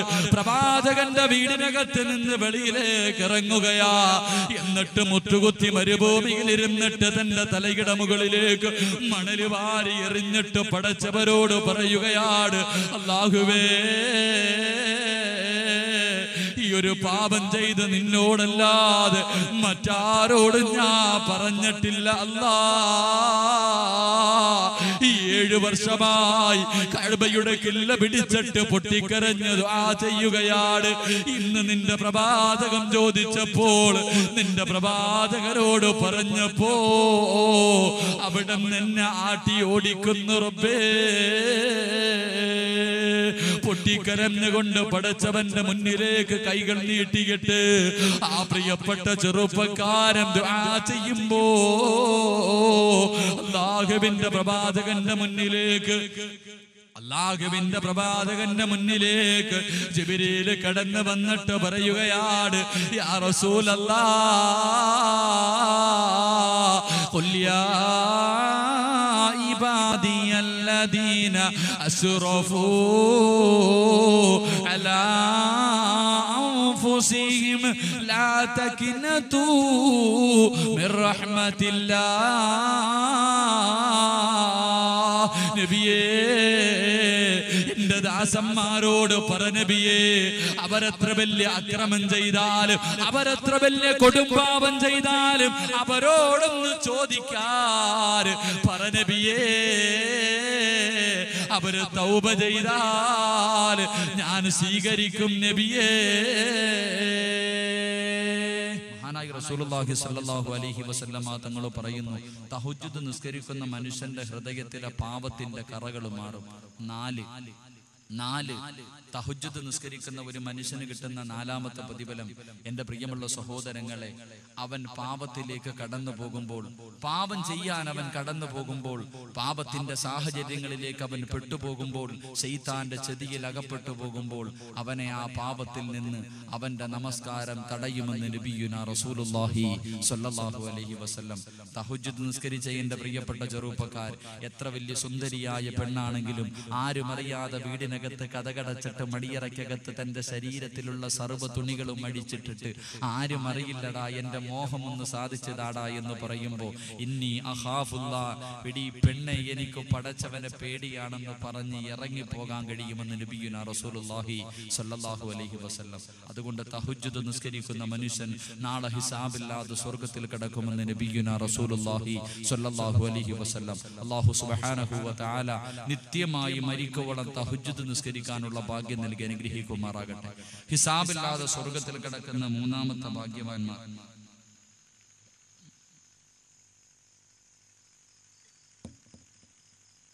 ഹിസാബില്ലാതെ സ്വർഗ്ഗത്തിൽ കിടക്കുന്ന 3ാമത്തെ വിഭാഗം, അല്ലാഹുവിന്റെ പ്രവാചകൻ സല്ലല്ലാഹു അലൈഹി വസല്ലമ തങ്ങൾ പറയുകയാണ്, ഹിസാബില്ലാതെ സ്വർഗ്ഗത്തിൽ കിടക്കുന്ന 3ാമത്തെ വിഭാഗം ഏതെന്നറിയുമോ? അസ്മാഉ ബിൻത് യസീർ റളിയല്ലാഹു തആല അൻഹ പറയുകയാണ്, യജ്മഉല്ലാഹു യൗമൽ ഖിയാമ, നാളെ പടച്ചവൻ 3ാമതായി ഒരു വിഭാഗത്തെ വിളിക്കുകയാണ്. അതാ പടച്ചവൻ അടുത്തേക്ക് വിളിച്ചിട്ട് ഒറ്റ സഫായിട്ട് നിർത്തുകയാണ്. ആരെയാ വിളിച്ചു നിർത്തതെന്നറിയുമോ? അടുത്ത ഹിസാബില്ലാതെ സ്വർഗ്ഗത്തിൽ കിടക്കുന്ന 3ാമത്തെ വിഭാഗം. അല്ലാഹു അവനൊരു പരീക്ഷണം കൊടുത്താൽ, അല്ലാഹു എന്തെങ്കിലും ബുദ്ധിമുട്ട് കൊടുത്താൽ, ആ ബുദ്ധിമുട്ടറിയുന്ന സമയത്ത് അൽഹംദുലില്ലാഹ് എന്ന് പറയുന്ന മനുഷ്യനുണ്ടല്ലോ, നാളെ ഹിസാബില്ലാതെ സ്വർഗ്ഗത്തിൽ കിടക്കുമെന്ന് നബിയുനാ റസൂലുള്ളാഹി സല്ലല്ലാഹു അലൈഹി വസല്ലമ തങ്ങൾ പറയാ, ക്യാൻസർ ഒന്ന് തലകറങ്ങി വീണിട്ട് ഹോസ്പിറ്റലിൽ കൊണ്ടുപോയപ്പം ബ്ലഡ് ടെസ്റ്റ് ചെയ്യാൻ പറഞ്ഞു. ഒന്ന് ടെസ്റ്റ് ചെയ്തിട്ട് രണ്ടാമത് ഒന്നും കൂടെ ടെസ്റ്റ് ചെയ്തു. എന്നിട്ട് ഡോക്ടർ മുന്നിൽ വന്നിട്ട് പറയാ, നിനക്ക് ക്യാൻസർ ആണെന്ന് പറയുമ്പോ അൽഹംദുലില്ലാ എന്ന് പറഞ്ഞ നാളെ നീ ഹിസാബില്ലാതെ സ്വർഗ്ഗത്തിൽ കിടക്കുമെന്ന് നബിയുനാ റസൂലുള്ളാഹി സ്വല്ലല്ലാഹു അലൈഹി വസല്ലം. എന്തെങ്കിലും ബുദ്ധിമുട്ടുണ്ടാകുമ്പോൾ, പ്രശ്നങ്ങൾ ഉണ്ടാകുമ്പോൾ ആദ്യം അൽഹംദുലില്ലാ പറയാൻ മനസ്സിലാക്കും. എന്റെ പ്രിയപ്പെട്ടവരോട്, സഹോദരങ്ങളോടൊക്കെ എങ്ങനെയുണ്ട് സന്തോഷം, ജീവിതമൊക്കെ എങ്ങനെയാണെന്ന് ചോദിച്ചാൽ പറയും അൽഹംദുലില്ലാ, റാഹത്താണ്, കച്ചവടമൊക്കെ ഉണ്ട്, നല്ലതാണ്. പക്ഷെ കച്ചവടമൊക്കെ ഇല്ലാതായി കഴിഞ്ഞു എന്തെങ്കിലും ബുദ്ധിമുട്ടാണെങ്കിലോ എങ്ങനെയുണ്ടെന്ന് ചോദിച്ചാൽ അപ്പ അൽഹംദുലില്ലാ പറയില്ല, വല്ലാത്ത ബുദ്ധിമുട്ടൊക്കെ, നഷ്ടത്തിലാണില്ല, അള്ളാനെ സ്തുതിക്കാൻ കഴിയില്ല. സന്തോഷം ഉണ്ടാകുമ്പോ എല്ലാരും പടച്ചവനെ സ്തുതിക്കും. ദുഃഖം ഉണ്ടാകുമ്പോ, എന്റെ പള്ളിയിൽ ഇപ്പൊ ഒരു പ്രിയപ്പെട്ട ചെറുപ്പക്കാരൻ 5 നേരവും പള്ളിക്കകത്ത് വന്ന് നിസ്കരിച്ചു കൊണ്ടിരുന്നവൻ, അവനെ നമസ്കരിക്കാൻ കാണാതെ വന്നപ്പോ എന്റെ പള്ളിയിലെ ഉസ്താദ് അവനെ വിളിച്ചിട്ട് ഉപദേശിച്ചു, എടാ നീ 5 നേരം സുബഹിക്ക് വരെ പള്ളി വന്നുകൊണ്ടിരുന്നയാ, എന്തേ നിന്നെ ഇപ്പൊ കാണുന്നില്ല? ആ പ്രിയപ്പെട്ട ചെറുപ്പക്കാരൻ പറയുന്നു, ഉസ്താദെ 9 വർഷമായിട്ട് ഞാനൊരു പെണ്ണിനെ പ്രണയിക്കാം, ആ പെണ്ണിന്റെ വീട്ടുകാര് കല്യാണത്തിന് സമ്മതിക്കണമെന്ന് പറഞ്ഞോണ്ടാ ഞാൻ പള്ളിക്കകത്ത് കയറിയ. 9 വർഷം സ്നേഹിച്ചിട്ട് ഇപ്പൊ ആ പെണ്ണ് പറയ എന്നെ വേണ്ടാന്ന് അവള് തന്നെ പറഞ്ഞു. ആ പെണ്ണ് തന്നെ പറഞ്ഞു എന്നെ വേണ്ടാന്ന്, ഇനി അതുകൊണ്ട് ഞാൻ നമസ്കരിക്കുന്നില്ല. എന്റെ പ്രിയമുള്ളവരെ, ആ പയ്യനോട് ഉസ്താദ് ഉപദേശിച്ച ഉസ്താദ് പറഞ്ഞു, അത്ര മോനെ, നിന്റെ വാരിയലിൽ നിന്ന് പടച്ചവനൊരു പെണ്ണിനെ സൃഷ്ടിച്ചിട്ടുണ്ട്, സമയമാകുമ്പോ അത് നടക്കും. ഞാൻ വെള്ളിയാഴ്ച പള്ളിയിൽ പോയപ്പോ, കഴിഞ്ഞ ആഴ്ച പള്ളിയിൽ പോയപ്പോ ഈ പയ്യൻ എന്റെ മുന്നിൽ വന്നിട്ട്, ഉസ്താദെ ഒരു സംശയമുണ്ട്. ഞാൻ ചോദിച്ചു എന്താണ്? എന്റെ പ്രിയമുള്ളവരെ, സാധാരണ അള്ളാഹുവിന്റെ പ്രവാചകൻ ആദം നബി അലൈഹിസ്സലാമിന്റെ ഇടത് സൈഡിലെ വാരിയലിൽ നിന്നാണ് ഹവ്വാ ബീവിയെ സൃഷ്ടിച്ചിരിക്കുന്നത് എന്ന് പറഞ്ഞുകൊണ്ട് എന്റെ ഇടത് സൈഡിലെ വാരിയലിൽ നിന്നാണ് എന്റെ ഭാര്യയെ സൃഷ്ടിച്ചതെന്ന് കിതാബിലെങ്ങും കാണാൻ കഴിയില്ല. അങ്ങനെ ഇന്ന് വരെ സാധാരണ എല്ലാരും പറയണം, ഈ ഇരിക്കണ ഉസ്താദന്മാര് നിങ്ങളെയൊക്കെ ഇടത് വാരിയിൽ നിന്നാണ് നിങ്ങളുടെ ഭാര്യയെ സൃഷ്ടിച്ചതെന്ന് പറയാൻ കഴിയില്ല. കാരണം അങ്ങനെ ഹദീസിന്റെ കിതാബുകളിൽ നിന്നും ഞാൻ കണ്ടിട്ടുമില്ല, എന്റെ ഉസ്താദന്മാര് പറഞ്ഞു തരുന്ന കേട്ടിട്ടുമില്ല. ഇനി അങ്ങനെ ഉണ്ടോ എന്ന് എനിക്കറിയില്ല. എല്ലാവരും സാധാരണ പറയാറുണ്ട് ആദം നബിയിലേക്ക് ഖിയാസാക്കിയാ പറയുന്നത്. ഇപ്പൊ ഉസ്താദ് ഉപദേശിച്ചുകൊണ്ട് ഈ പയ്യ എന്റെ അടുത്ത് ചോദിച്ചു, അങ്ങനെയാണെങ്കിൽ ഉസ്താദെ, ചില പെണ്ണുങ്ങള് കല്യാണമെല്ലാം കഴിഞ്ഞ് 2 വർഷം ഒരുത്തന്റെ കൂടെ ജീവിച്ച് 2 മക്കളെയും പെറ്റു കൊടുത്തിട്ട് മറ്റൊരുത്തന്റെ കൂടെ ഒളിച്ചോടി പോകൂല, അപ്പൊ എങ്ങനെ 50-50 എല്ലാണോ എന്ന് അവ എന്നോട് ചോദിക്കും. ചില ആൾക്കാർ അങ്ങനെയാണല്ലോ. ഇപ്പൊ കാസർഗോഡ് ജില്ലയിലൊക്കെ നോക്കിയാൽ മതി, നമ്മുടെ നാട്ടിലൊക്കെ എന്തായാലും കാണാതിരിക്കത്തൊന്നുമില്ല. 2 പെറ്റിട്ട മക്കളെ ആയിട്ട് വേറൊരുത്തന്റെ കൂടെ ജീവിക്കും. ആ പാവപ്പെട്ടവൻ ഗൾഫിൽ പണം ഉണ്ടാക്കാൻ പോകുമ്പോഴത്തേക്ക് അടുത്തവന്റെ കൂടെ വിളിച്ചോടി പോകും. അപ്പൊ എങ്ങനെ ഈ പെണ്ണിന് 2 ചിലർ 2 നിൽക്കത്തില്ല. ഇപ്പൊ എന്റെ വീടിനടുത്തൊരു പെൺകുട്ടി 3 പേരുടെ കൂടെ ജീവിച്ചിരിക്കണം. അപ്പൊ ഒടിക്കാനും സമയം കാണും. അപ്പൊ അങ്ങനെ എന്റെ പ്രിയപ്പെട്ടവരെ, ഞാൻ പറഞ്ഞു വന്നത്, ചില കാര്യങ്ങൾ വരുമ്പോ നമ്മുടെ മക്കൾക്കൊക്കെ വല്ലാത്ത അറിവാണ്, ഭയങ്കര ഈമാനാണ്. നമ്മുടെ പ്രിയപ്പെട്ട എല്ലാവർക്കും നല്ല അറിവുണ്ട്. ഇപ്പൊ തന്നെ ഇവിടെ ഇപ്പൊ കാസർഗോഡുകാരൻ ഒരു പയ്യൻ തുടങ്ങി വെച്ചത് ഇപ്പം തിരുവനന്തപുരം വരെ എത്തിയിരിക്കാം. കാസർഗോഡുള്ള ഒരു പാവപ്പെട്ടവൻ എണ്ണയടിക്കാൻ പോയപ്പോ പെട്രോൾ ടാങ്കിന്റെ മുകളിൽ കൈയടിച്ച് അടിച്ചുകൊണ്ടൊരു പാട്ട് പാടി. ആ പാട്ടിപ്പം പാടി തിരുവനന്തപുരം വരെ എത്തിയിരിക്കുക. ഇപ്പൊ നെറ്റിലൊക്കെ കയറുകയാണെങ്കിൽ വാട്സപ്പിലൊക്കെ ഇപ്പം മൂത്രമൊഴിക്കുമ്പോഴും ബാത്റൂമിൽ കുളിക്കുമ്പോഴും എന്റെ പ്രിയപ്പെട്ടവരൊക്കെ മാഹിയിലെ പെണ്ണിനെ കണ്ടിരിക്കണം, തലശ്ശേരിയിലെ പെണ്ണിനെ ഇതൊക്കെ പാടിക്കൊണ്ടാണ് നടക്കുന്നത്. ഞാനിന് ഉഷാദ് ബാക്കവിയും കൂടെ പയ്യന്നൂർ എട്ടിക്കുളം എന്ന സ്ഥലത്ത് വാഴ്തു പറഞ്ഞു. 1ാമത്തെ ദിവസം ബാക്കവി, 19-ാം തീയതി ബാക്കവി, 20-ാം തീയതി ഞാൻ. 1ാമത്തെ ദിവസം പ്രസംഗം എല്ലാം കഴിഞ്ഞിട്ട് ബാക്കവി ഈ പെണ്ണിനെ നല്ല വിമർശിച്ചു. വാഴെല്ലാം കഴിഞ്ഞിട്ട് പിറ്റേ ദിവസം ഞങ്ങൾ 2 പേരും കൂടെ, ബാക്കവി പറഞ്ഞു ഇന്ന് ഞാനും നിൽക്കാൻ, നമുക്ക് ഒരുമിച്ച് പോകാം, നിന്റെ വാഴ ഞാൻ കേട്ടിട്ടില്ല എന്നൊക്കെ പറഞ്ഞു ബാക്കവി എന്റെ കൂടെ റൂമിൽ ഞങ്ങൾ 2 പേരും കിടന്നുറങ്ങും. കമലാ സുരയ്യാല അനീഷ് എന്ന് പറയുന്ന ഒരു പ്രിയപ്പെട്ട ചെറുപ്പക്കാരന്റെ ഫോണിലേക്ക് ഈ പാടിയതിൽ ഏറ്റവും ഹൈടെക് ഉള്ള ഒരു സാധനമുണ്ട്, നല്ല കരിക്കട്ട പോലെ ഇരിക്കണം നല്ലൊരു സാധനം. അവള് ഈമാൻ കൂടിയവളാ. അവള് ഫോൺ വിളിച്ചപ്പോ ഈ പാവപ്പെട്ടവൻ എന്റെ കയ്യിൽ തന്നു. ഞാനിങ്ങനെ ഫോണൊക്കെ എടുത്തു നോക്കിയപ്പോ ഇവൾ എന്നോട് ചോദിക്കുക, ഇസ്ലാമിൽ പാട്ട് പാടാൻ അവകാശമില്ലേ, സ്വാതന്ത്ര്യമില്ലേ? അള്ളാഹുവിന്റെ പ്രവാചകൻ മദീനയിലേക്ക് ചെന്നപ്പോ പാട്ട് പാടിയല്ലേ സ്വീകരിച്ചേ? അവർക്ക് അറിവില്ലാഞ്ഞിട്ടല്ല, അള്ളാന്റെ പ്രവാചകൻ മദീനയിലേക്ക് ചെന്നപ്പം പാട്ട് പാടിയിട്ടല്ലേ സ്വീകരിച്ചേ?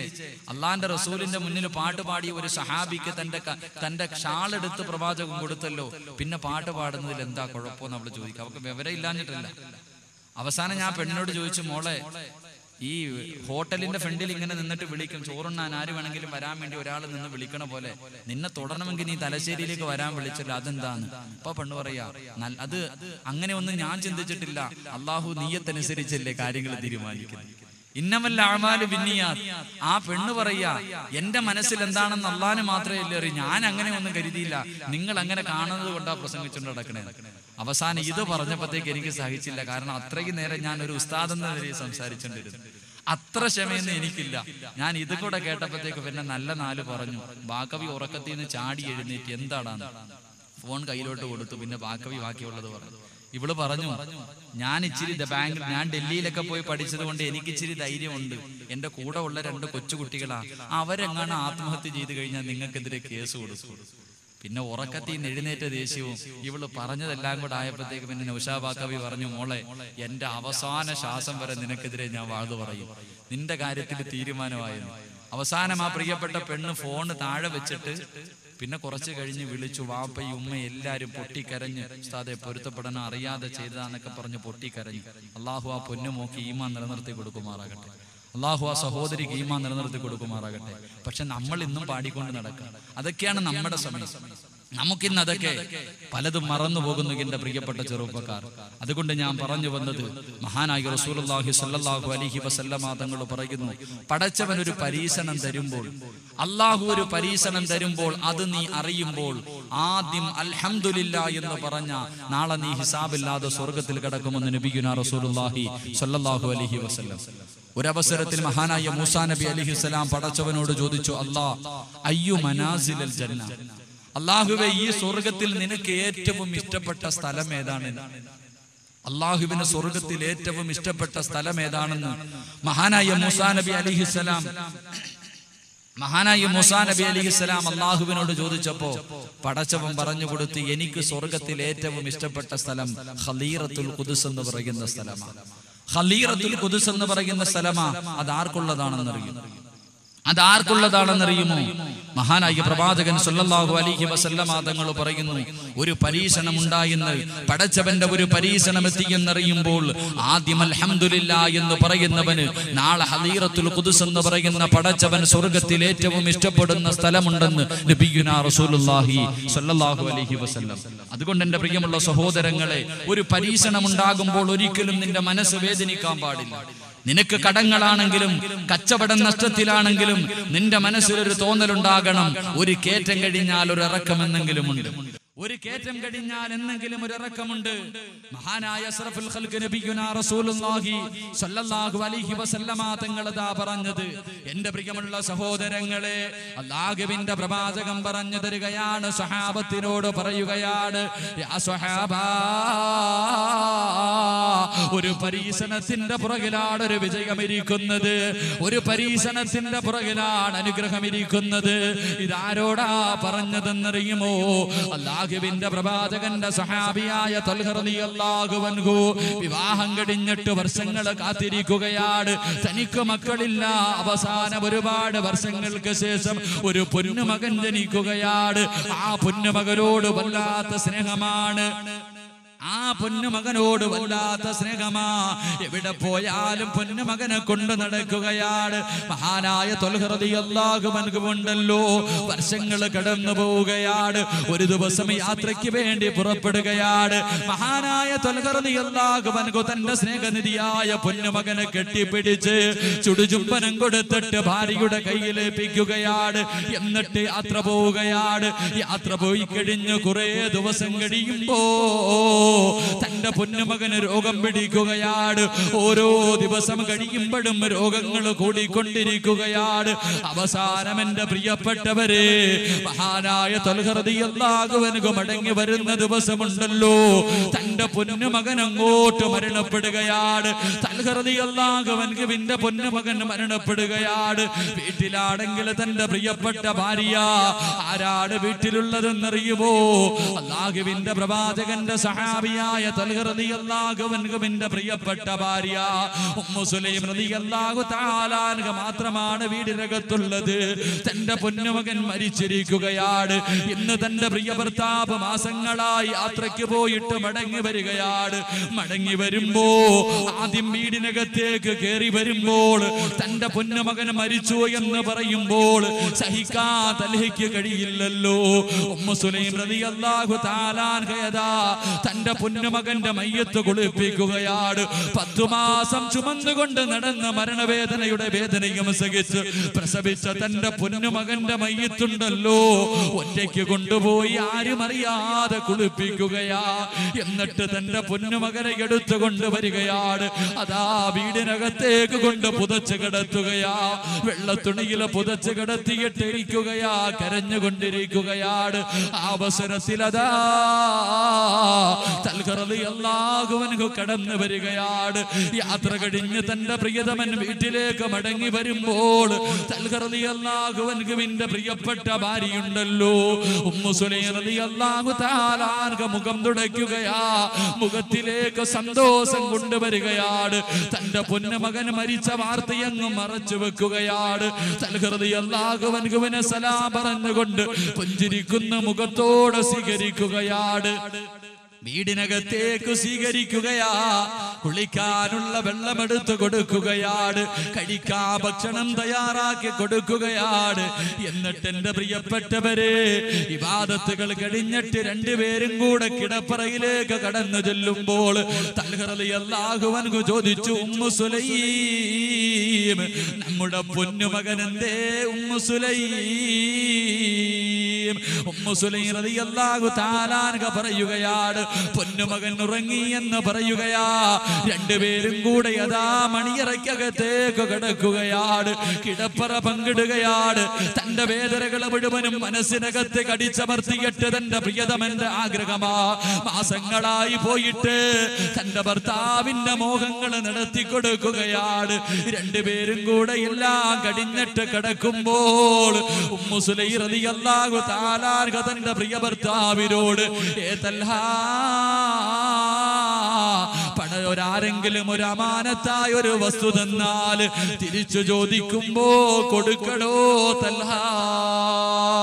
തൽഹ റളിയല്ലാഹു അൻഹു ഉമ്മു സുലൈമിനോട് പറയുന്നു, പെണ്ണേ, അമാനത്തായ ഒരു സാധനം തന്നിട്ട് തിരിച്ചു ചോദിക്കുമ്പോ കൊടുക്കണ്ടേ ഉമ്മു സുലൈം?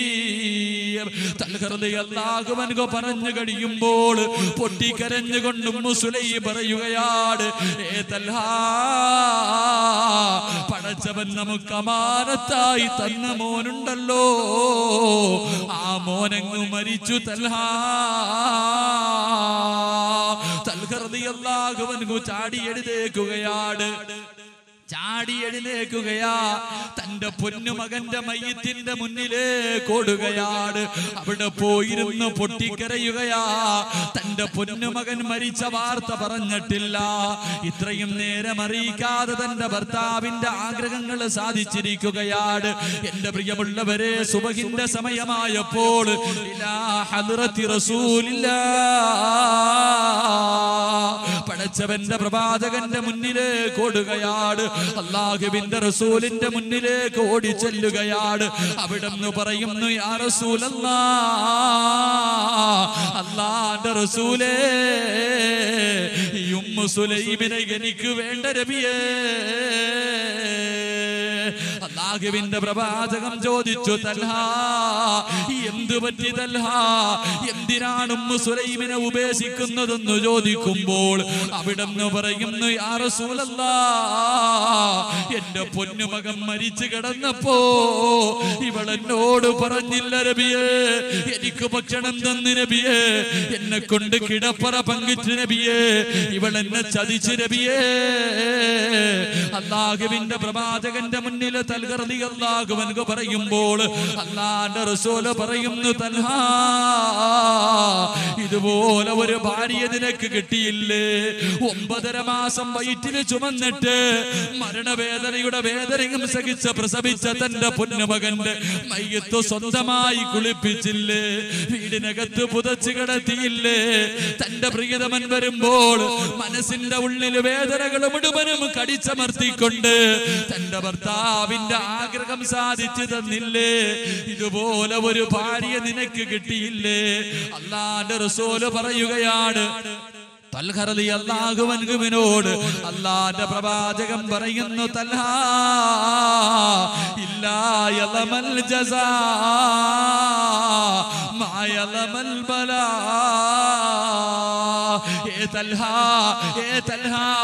ഒരു പരീക്ഷണത്തിന്റെ പുറകിലാണ് പടച്ചവൻ അനുഗ്രഹം വെച്ചിരിക്കുന്നത്. അതുകൊണ്ട് തൽഹാ, ഇന്നലെ നിങ്ങളെ ബന്ധപ്പെട്ടതിലൂടെ നിനക്കൊരു മകൻ ജനിക്കും തൽഹാ.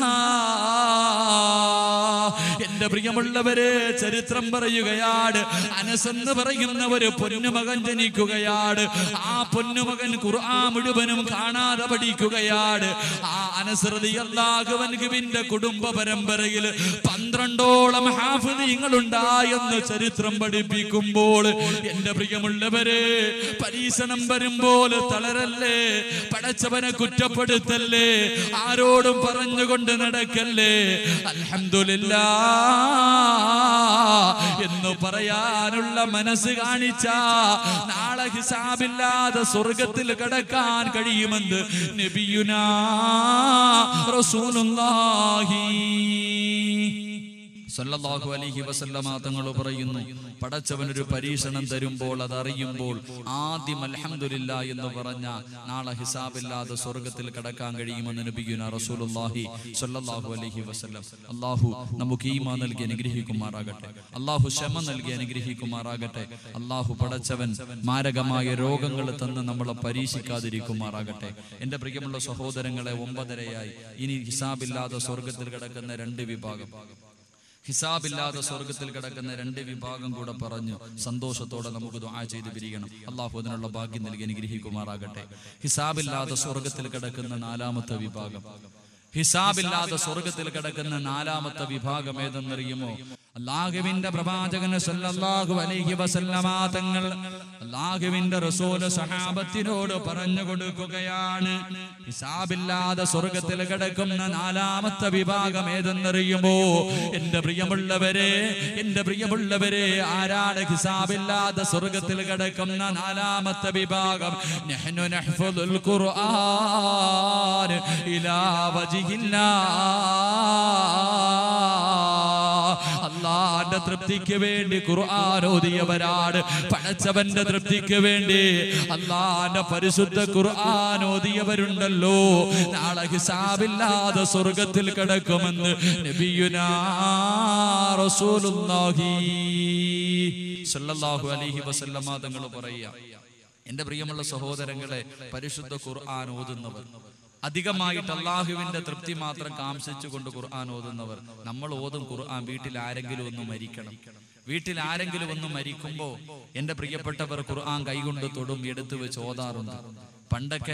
പണ്ടൊക്കെ ഞങ്ങളൊക്കെ കോളേജിൽ പഠിക്കുന്ന കാലം മരണ വീട്ടിലേക്ക് ഓതാനൊക്കെ ഒരുപാട് പോയവനാ ഞാൻ. ഞങ്ങളൊക്കെ ദർസിൽ പഠിക്കുന്ന കാലഘട്ടത്തിൽ മരിച്ച വീട്ടിൽ, വലിയ പണക്കാരുടെ വീട്ടിലൊക്കെ ആരെങ്കിലും മരിച്ചു കഴിഞ്ഞാൽ വന്ന് മുത്തഅല്ലിമീങ്ങളെ വിളിച്ചോണ്ട് പോകുമായിരുന്നു. കാരണം ഖുർആൻ ഓതാൻ അവർക്കൊന്നും സമയമില്ല. ഞാനൊക്കെ ഒരുപാട് ഓതാൻ പോയിട്ടുണ്ട്.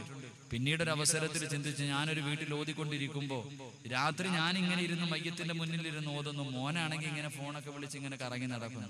അപ്പൊ ഞാൻ ആലോചിച്ച്, പടച്ചവനെ, ആ സ്വന്തം മോനില്ലാത്ത ആത്മാർത്ഥത എനിക്കെന്ത്? എന്റെ പ്രിയമുള്ളവരെ, പിന്നെ ജീവിതത്തിൽ ഇന്ന് വരെ മരിച്ച വീട്ടിൽ മയ്യത്തിൽ ഖുർആൻ ഓതാൻ ഞാൻ എത്രയോ വർഷം പഠിച്ചിട്ടുണ്ട്.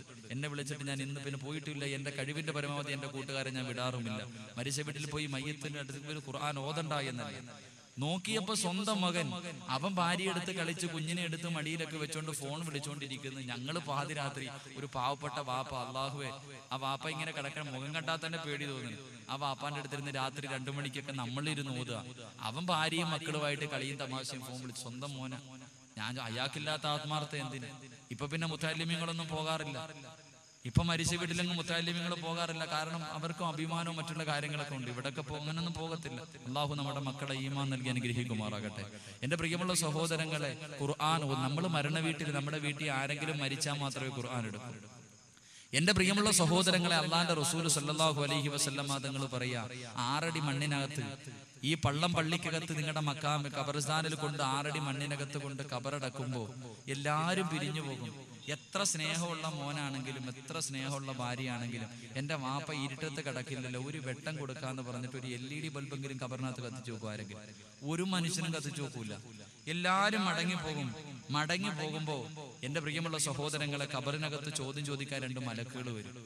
2 മലക്കുകൾ ഖബറിനകത്ത് വന്ന് ചോദ്യം ചോദിക്കാൻ വരുമ്പോ ഒരു പ്രകാശിക്കുന്ന മുഖത്തോടെ ഒരു ചെറുപ്പക്കാരൻ ഖബറിനകത്തുണ്ടാകും.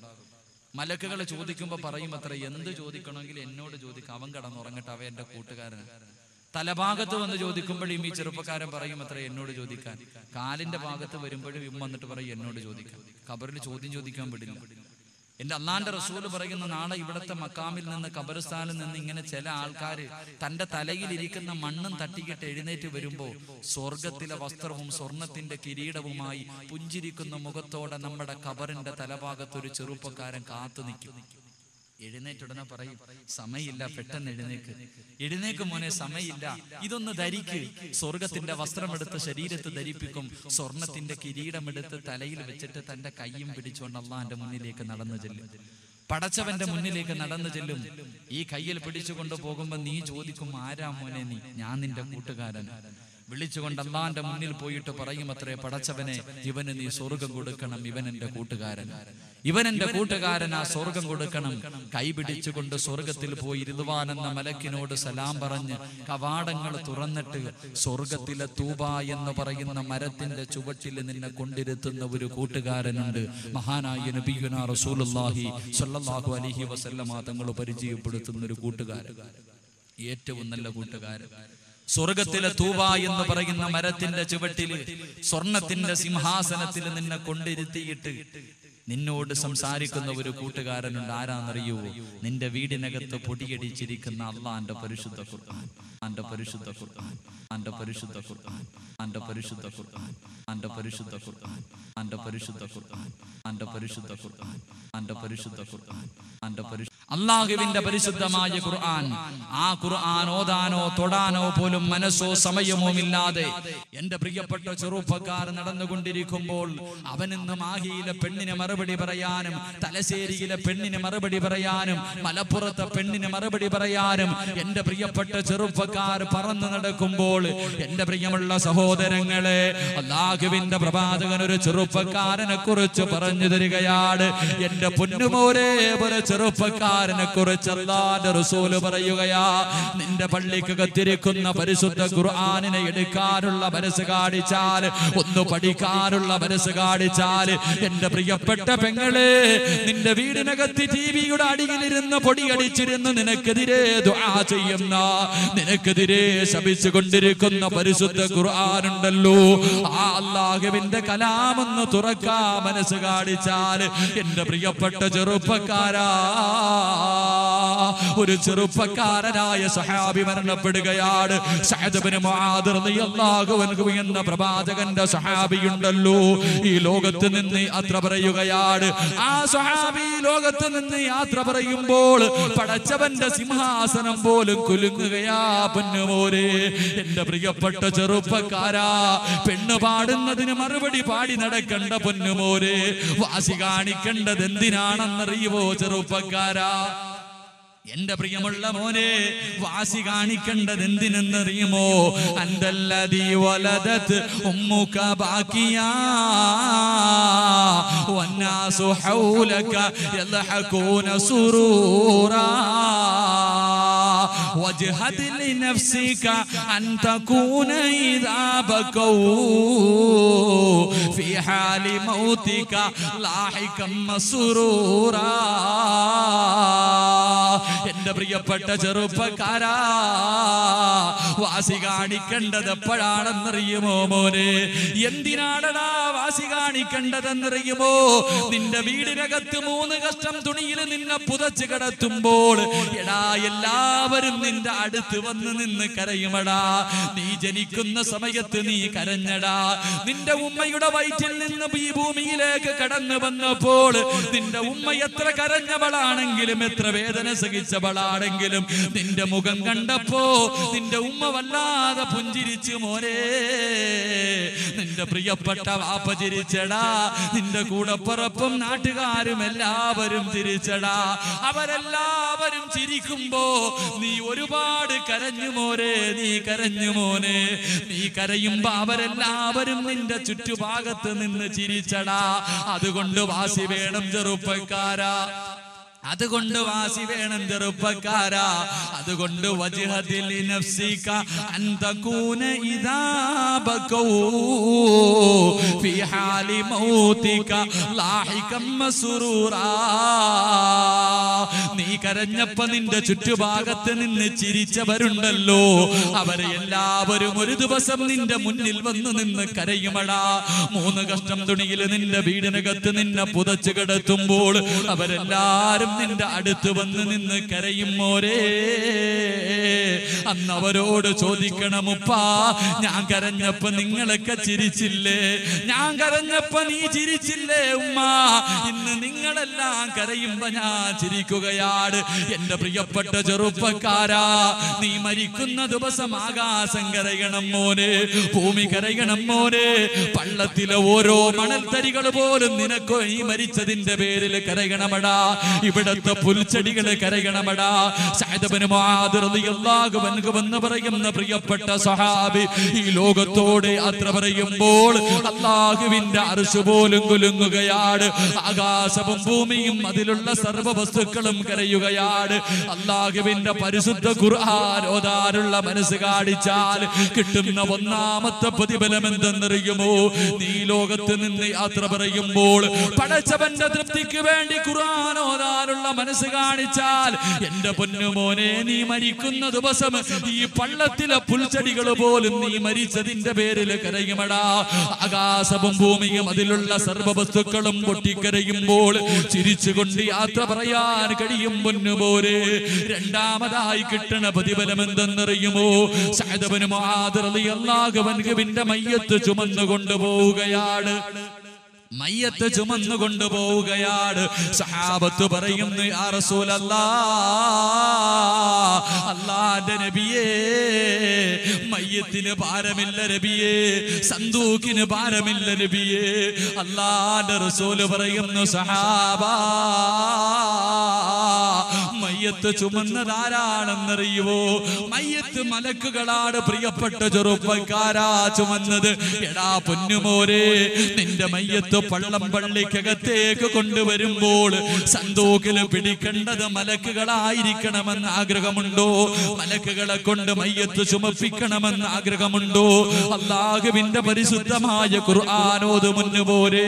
മൂന്നാമതായി ഖുർആൻ ഓതുന്ന മനുഷ്യന് കിട്ടുന്ന പ്രതിഫലം എന്തെന്നറിയുമോ? സഅദ് ഇബ്നു മുആദ് റളിയല്ലാഹു അൻഹുവിന്റെ ഖബറടക്കാൻ വേണ്ടിയതാ ഖബർ കുഴിക്കുകയാണ്. ഖബർ കുഴിച്ചു കൊണ്ടിരിക്കുമ്പോൾ ഓരോ അടി കുഴിക്കുമ്പോഴും ഖബറിനകത്ത് നിന്ന് സുഗന്ധമടിച്ച് വീശുകയാണ്.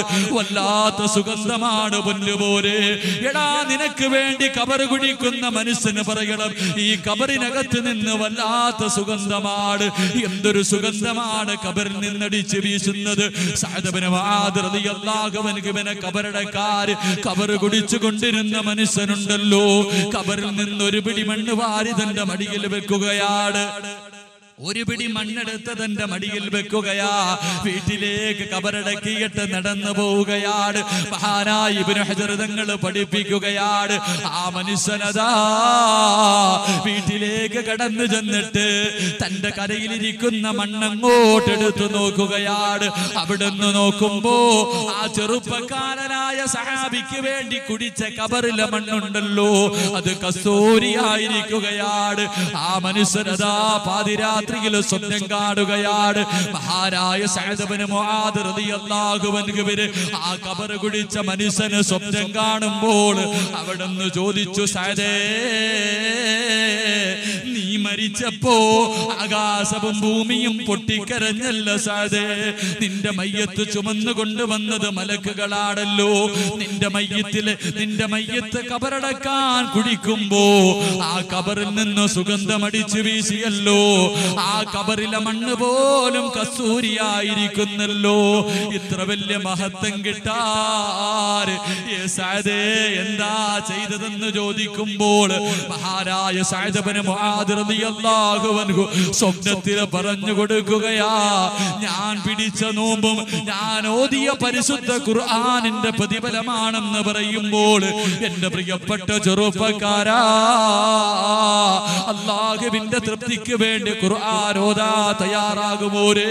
നിന്നെ പോലെ ഒരു ചെറുപ്പക്കാരനായിരുന്നു പൊന്നുപോരെ. മയ്യത്ത് ചുമന്നത് മലക്കുകളാ പൊന്നുപോരെ. ഖബറിനകത്ത് നിന്ന് സുഗന്ധമടിച്ച് വീശി പൊന്നുമോരെ.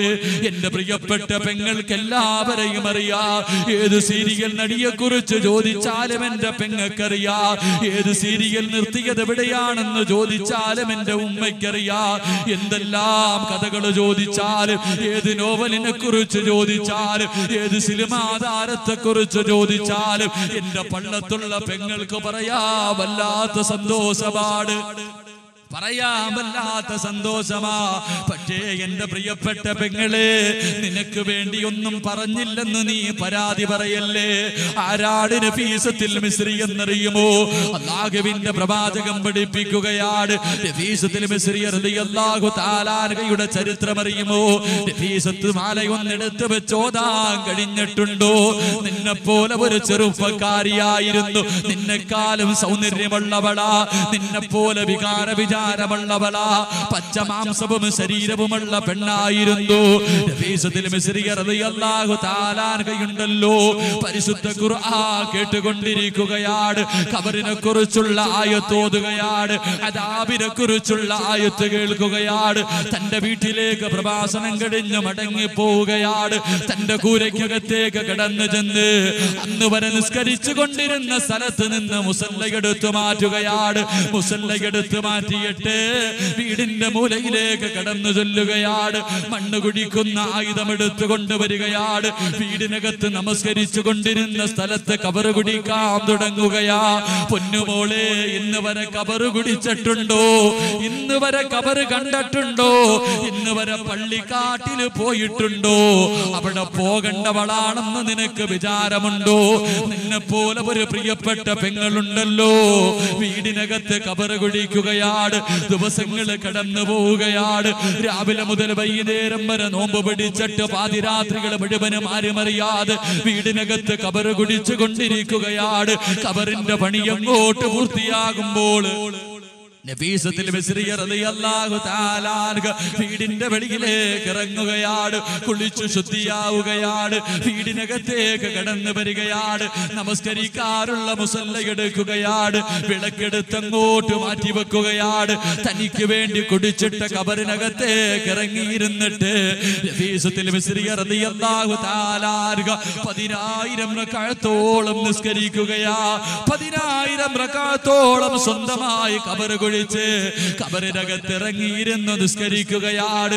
എന്റെ പ്രിയപ്പെട്ടവരെ, നമസ്കാരം അങ്ങോട്ട് കഴിയുമ്പോ അല്ലാഹുവിന്റെ പരിശുദ്ധ ഖുർആൻ എടുക്കുകയാണ്.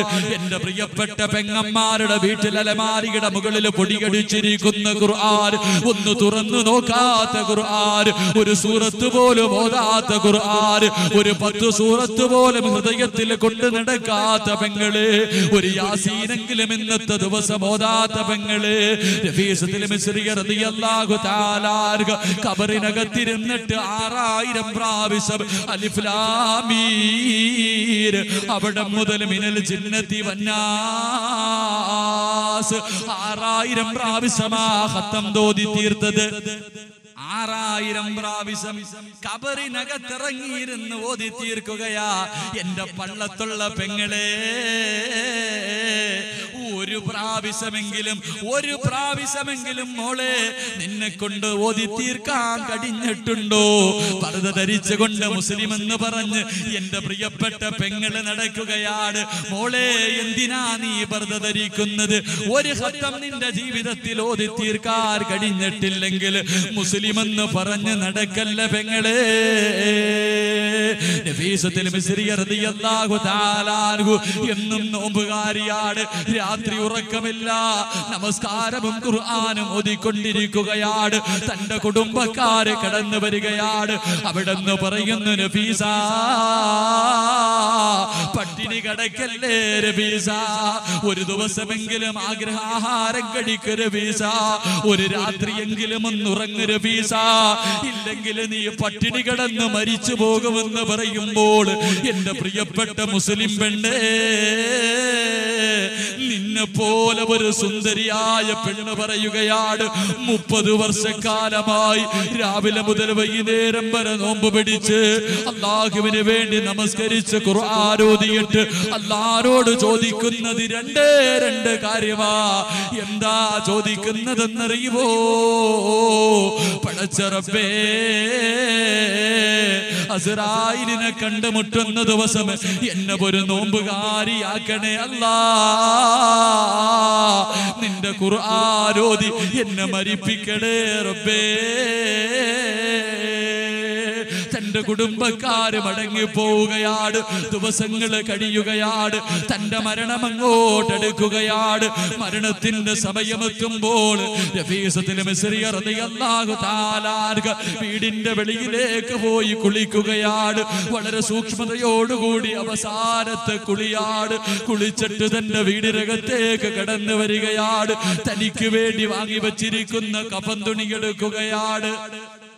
തനിക്ക് വേണ്ടി വാങ്ങി വച്ചിരിക്കുന്ന കഫൻ തുണി എടുക്കുകയാ.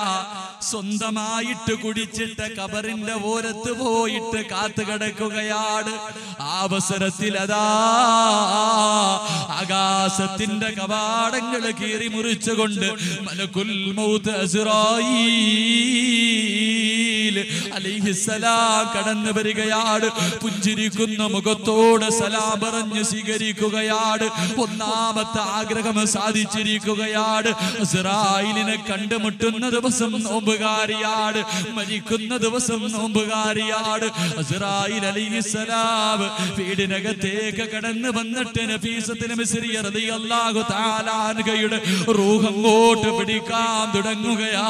വേദന സഹിക്കാൻ കഴിയുന്നില്ല പെങ്ങളെ, വേദന സഹിക്കാൻ കഴിയുന്നില്ല പെങ്ങളെ. നഫീസത്തുൽ മിസ്രി റളിയല്ലാഹു തആല അൻഹയുടെ റൂഹ് അങ്ങോട്ട് പിടിച്ചുകൊണ്ടിരിക്കുമ്പോ വേദന സഹിക്കാൻ കഴിയാതെ കണ്ണങ്ങോട്ട് നിറയുകയാ പോരെ. അവസരത്തിൽ അതാ മലക്കുകൾ കടന്നു വരികയാണ്. എന്നിട്ട് പരിശുദ്ധമായ ഖുർആനിന്റെ ആയത്തോതി കൊടുക്കുകയാണ്. യാ അയ്യതുഹൻ നഫ്സുൽ മുത്മഇന്ന ഇർജിഇ ഇലാ റബ്ബികി റാദിയതൻ മർദിയ ഫദ്ഖുലി ഇബാദി വദ്ഖുലി ജന്നതി. മലക്കുകൾ കടന്നു വന്നിട്ട് പറയുന്നു, മലക്കുകൾ കടന്നു വന്നിട്ട് പറയുകയാണ്, ഏ നഫീസ, കരയണ്ട നഫീസ, വേദനിക്കണ്ട നഫീസ, ദുഃഖിക്കണ്ട നഫീസ, നോക്ക് നഫീസ, നിന്റെ റൂഹിനെ സ്വീകരിക്കാൻ മലക്കുകൾ തിക്കും തിരക്കുമാണ് നഫീസ. ആകാശത്തിന്റെ കവാടങ്ങൾ തുറന്നിട്ട് കാത്തു നിൽക്കുകയാണ്. അതുകൊണ്ട് ഇർജിഇ ഇലാ റബ്ബികി റാദിയതൻ മർദിയ ഫദ്ഖുലി ഫി ഇബാദി വദ്ഖുലി ജന്നതി. മലക്കുകൾ അങ്ങോട്ട് സ്വാഗതമരുളുകയാണ്. മലക്കുകൾ സന്തോഷ വാർത്ത അറിയിക്കുകയാണ്. തന്റെ ഒന്നാമത്തെ ആഗ്രഹം നടന്നിരിക്കുകയാ. നോമ്പുകാരിയായി മരിക്കണമെന്ന് ആഗ്രഹം നടന്നു. രണ്ടാമത്തെ ആഗ്രഹം എന്തെന്നറിയുമോ? കബർ കുടിച്ചിട്ട് കബറിനകത്തിറങ്ങിയിരുന്ന് 6000 പ്രാവശ്യം ഓതി തീർത്ത പരിശുദ്ധ ഖുർആൻ ഓതി മരിക്കണമെന്നാണ് രണ്ടാമത്തെ ആഗ്രഹം. തന്റെ മരണം അങ്ങോട്ടെടുക്കുമ്പോ പരിശുദ്ധ ഖുർആൻ എടുക്കുകയാണ്, അല്ലാഹുവിന്റെ കലാം എടുക്കുകയാ. എന്നിട്ട് എന്റെ പെങ്ങളെ ഒരായത്തോതുകയാ മോളെ, ഒരായത്തോതുകയാ മോളെ. മരിക്കുമ്പോ ആയത്തോതി മരിക്കണമെന്ന് നിനക്ക് ആഗ്രഹമുണ്ടോ? അതിനെന്താ ചെയ്യേണ്ടതെന്നറിയുമോ?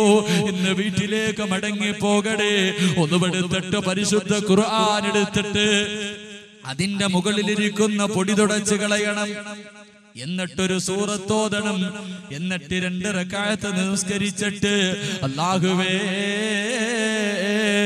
അറിവില്ലാതെ പ്രവർത്തിച്ചതാണല്ലാ, പൊറുത്തു തരണേ എന്ന് പൊട്ടിക്കരഞ്ഞുകൊണ്ട് തൗബ ചെയ്യണേ. നഫീസത്തുൽ ബസ്രി റളിയല്ലാഹു തആല അൻഹയുടെ മരണമെടുത്തപ്പോ ഒരായത്തോതിയിട്ടാ മരിച്ചുപോയത്. ഏതായത്താ ഓതിയതെന്നറിയുമോ? ലഹും ദാറുസ്സലാം, ലഹും ദാറുസ്സലാം ഇൻദ റബ്ബിഹിം വഹുവ വലിയുഹും ബിമാ കാനൂ യഅമലൂൻ. സ്വർഗത്തിന്റെ ആയത്തോതിയിട്ട് മരിക്കുകയാണ്. അതുകൊണ്ട് എന്റെ പ്രിയപ്പെട്ട പെങ്ങളെ, നാളെ നിന്റെ കൈപിടിച്ചുകൊണ്ട് സ്വർഗത്തിന്റെ വസ്ത്രം ധരിപ്പിച്ച സ്വർഗത്തിന്റെ സ്വർണത്തിന്റെ കിരീടം നിന്റെ തലയിൽ വെച്ചിട്ട് നിന്റെ കൈ പിടിച്ചുകൊണ്ട് പടച്ചവന്റെ മുന്നിൽ ചെന്നിട്ട് അല്ലാഹുവേ, ഇവക്ക് നീ സ്വർഗം കൊടുക്കണേ അല്ലാ, ഇവന് നീ സ്വർഗം കൊടുക്കണേ അല്ലാ എന്ന് പരിശുദ്ധ ഖുർആൻ പറഞ്ഞിട്ട് നിന്നെ സ്വർഗത്തിലെ തൂബ എന്ന് പറയുന്ന മരത്തിന്റെ ചുവട്ടിൽ കൊണ്ടിരുത്തുന്ന ഖുർആൻ ഓതാൻ എന്റെ പ്രിയപ്പെട്ടവരെ തീരുമാനിക്കണേ. അല്ലാഹുവിന്റെ റസൂല് പറയുകയാ, ഹിസാബില്ലാതെ സ്വർഗത്തിൽ കിടക്കുന്ന 4ാമത്തെ വിഭാഗം അല്ലാഹുവിന്റെ തൃപ്തിക്ക് വേണ്ടി ഖുർആൻ ഓതിയവരാണെന്ന് നബിയുനാ റസൂലുള്ളാഹി സല്ലല്ലാഹു അലൈഹി വസല്ലമ തങ്ങൾ പറയുന്നു, പടച്ചവന്റെ തൃപ്തിക്ക് വേണ്ടി ഖുർആൻ ഓതിയവർ ഇവർ നാളെ ഹിസാബില്ലാതെ സ്വർഗത്തിൽ കടക്കും. അല്ലാഹു ആ വിഭാഗത്തിൽ ഉൾപ്പെടുത്തി അനുഗ്രഹിക്കുമാറാകട്ടെ. എന്റെ പ്രിയമുള്ള സഹോദരങ്ങളോട് ഒരു കാര്യം കൂടെ പറഞ്ഞു ദുആ ചെയ്ത് പിരിയാം. ഒരേ ഒരു കാര്യം. ഈ കാര്യം എന്താ? ഈ കാര്യം ഒന്നാമത് ഞാൻ പറഞ്ഞു, എന്തുണ്ടായാലും ക്ഷമിക്കണം. വിപത്തുകൾ ഉണ്ടാകുമ്പോൾ ക്ഷമിക്കണം. അത് വല്ലാത്ത ബുദ്ധിമുട്ടുള്ള കാര്യമാണ്. വല്ല എന്തെങ്കിലുമൊക്കെ ബുദ്ധിമുട്ടുണ്ടാകുമ്പോൾ ക്ഷമിക്കുക എന്ന്. രണ്ടാമത് പറഞ്ഞു, തഹജ്ജുദ് നിസ്കരിക്കണം. രാത്രി എഴുന്നേറ്റ് നിസ്കരിക്കാനൊക്കെ വലിയ ബുദ്ധിമുട്ടാണ് ഉസ്താദെ. എങ്ങനെയെങ്കിലും വാട്സപ്പിൽ നെറ്റൊക്കെ നോക്കി കിടക്കുമ്പോൾ തന്നെ 2 മണിയാകും. പിന്നെ എഴുന്നേറ്റ് വലിയ ബുദ്ധിമുട്ടാണ്, വേണ്ട. 3, അള്ളാഹുവിന്റെ പ്രവാചകൻ പറയുന്നു, നിനക്ക് ക്യാൻസർ രോഗമാണെന്ന് അറിയുമ്പോൾ ആദ്യം അൽഹംദുലില്ലാ എന്ന് പറയും. അതും വലിയ ബുദ്ധിമുട്ടുള്ള കാര്യം. 4, പരിശുദ്ധ ഖുർആൻ ഓതണം. അതും ബുദ്ധിമുട്ടുള്ള കാര്യം. പോട്ട്. ഈ 4 കാര്യം പോട്ട്. എളുപ്പമുള്ള ഒരു കാര്യം പറയും. ഈ 4 കാര്യം കളഞ്ഞാലും ഇനി എളുപ്പമുള്ള ഒരു കാര്യം പറയാം.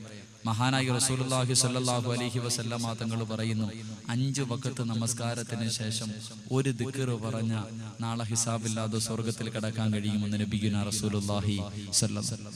5 വഖത്ത് നമസ്കാരത്തിന് ശേഷം ഒരു ദിക്ർ പറഞ്ഞാൽ മതി, ഹിസാബില്ലാതെ സ്വർഗത്തിൽ കിടക്കാം. ഇതെങ്കിലും ചെയ്തുകൂടെ? ഇൻഷാ അല്ലാഹ് ചെയ്യുമെന്നുള്ളവർ കൈവയ്ക്കും. ഈ ഒരു ദിക്ർ നിത്യമായിട്ട് ചെയ്യുന്നുള്ളവർ, ഈ ഒരു ദിക്ർ അല്ലാഹുവേ പടച്ചവനെ, ഈ കൈപൊക്കിയവർക്കൊക്കെ അല്ലാഹുവേ നിന്റെ പ്രവാചകന്റെ കയ്യിൽ നിന്ന് ഹൗദുൽ കൗസറിലെ വെള്ളം വാങ്ങി കുടിക്കാൻ ഭാഗ്യം കൊടുക്കണേ പടച്ചവനെ. അല്ലാഹുവേ നാളെ ഹിസാബില്ലാതെ ലക്ഷക്കണക്കിന് ആൾക്കാർ പോകുമ്പോൾ ഈ കൈപൊക്കിയവരെ നീ ഉൾപ്പെടുത്തി അനുഗ്രഹിക്കണേ തമ്പുരാനെ. അല്ലാഹുവേ 5 വഖത്ത് നമസ്കാരത്തിന് ശേഷം ഒരു ദിക്ർ പറയാൻ പോലും മനസ്സില്ലാതെ കൈപൊക്കാതിരുന്നവരുടെ കാര്യത്തിൽ നീ തീരുമാനം എടുക്കണേ പടച്ചവനെ. ആമീൻ പറയുന്നു. ഇതുപോലും ചെയ്യാത്തവന് പിന്നെ എന്ത് സ്വർഗം? ഇതുപോലും ചെയ്യാത്തവൻ, അല്ലാഹുവേ കൈ പൊക്കാത്തവരുടെ കാര്യത്തിൽ നീ തീരുമാനം എടുക്കണേ പടച്ചവനെ. ആമീൻ പറയുന്നേ, ആമീൻ പറയുന്നേ. ഈ ഒരു ദിക്റെങ്കിലും ചെയ്യുന്ന ഒരവസരം കൂടെ, ഈ ഒരു ദിക്ർ നിസ്കാരത്തിന് ശേഷം പറയാൻ ആഗ്രഹമുള്ളവരെന്ന് കൈപൊക്കി. ഇതങ്ങ് ആദ്യമായ പോയായിരുന്നു. ഇതാദ്യം ഇതങ്ങനെ ചില എങ്ങനെയാണല്ലോ ഉസ്താദെ, ആരൊക്കെ പറഞ്ഞാലും നന്നാവൂല ചില ആൾക്കാർ. ആര് വന്ന് ഉപദേശിച്ചാലും നന്നാക്കാത്ത ചില ആൾക്കാരുണ്ട്. ശൈത്താന്റെ കഥ ഞാൻ എപ്പോഴും പറയാറുണ്ട്. മൂസാ നബി ഇങ്ങനെ മരുഭൂമിയിലൂടെ നടന്നു പോകുമ്പോൾ ശൈത്താൻ ഓടി വന്നു. എന്നിട്ട് പറഞ്ഞു, മൂസ, ഞാൻ ഒരുപാട് പാപങ്ങളൊക്കെ ചെയ്തു പോയി, എനിക്കൊന്ന് പശ്ചാത്തപിക്കാൻ വല്ലാത്ത ആഗ്രഹം, എനിക്കൊന്ന് തൗബ ചെയ്യണം. ഞാൻ ദുആ ചെയ്താൽ ചിലപ്പോൾ അല്ലാഹ് സ്വീകരിക്കില്ല. നീ പ്രവാചകനാണല്ലോ, പ്രവാചകന്റെ ദുആ സ്വീകരിക്കും, നീ ഒന്ന് ദുആ ചെയ്യും. ശൈത്താൻ വന്ന് പറഞ്ഞപ്പോൾ മൂസാ നബിക്ക് വല്ലാത്ത അത്ഭുതം. അല്ലാഹു ശൈത്താൻ നന്നാവുമ്പോ, ശൈത്താൻ തൗബ ചെയ്താൽ പിന്നെ എല്ലാരും നന്നായില്ലേ, എല്ലാരും രക്ഷപ്പെട്ടില്ലേ? മൂസാ നബി ദുആ ചെയ്തു. ദുആ ചെയ്തപ്പോ കുറെ കഴിഞ്ഞപ്പം ശൈത്താൻ ചോദിച്ചു, എന്ത് പറഞ്ഞു അല്ലാഹ്, എന്ത് പറഞ്ഞു എന്റെ തൗബയെ കുറിച്ച്? തൗബ സ്വീകരിച്ചോ ഇല്ലയോ? മൂസാ നബി പറഞ്ഞു, അല്ലാഹ് ഒറ്റ കണ്ടീഷനെ പറഞ്ഞു, ഒരു കണ്ടീഷൻ. ശൈത്താൻ ചോദിച്ചു, എന്താ കണ്ടീഷൻ? അല്ല, ആദം നബിയുടെ ഖബറിന്റെ മുന്നിൽ പോയി ഒന്ന് സുജൂദ് ചെയ്യണം, എന്നിട്ട് ദുആ ചെയ്താൽ സ്വീകരിക്കാം. അപ്പൊ ശൈത്താൻ എന്താ പറഞ്ഞതറിയോ?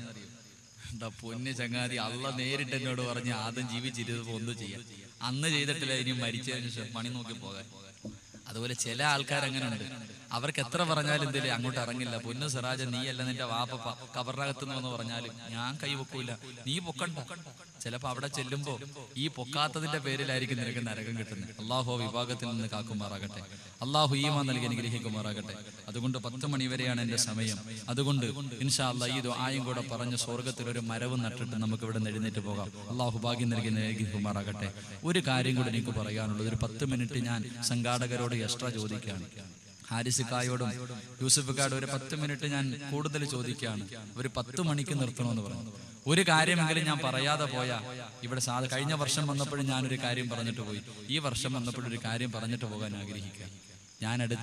ഞാൻ നൗഷാദ് ബാക്കവയും കൂടി അടുത്തൊരു മരണ വീട്ടിൽ പോയി.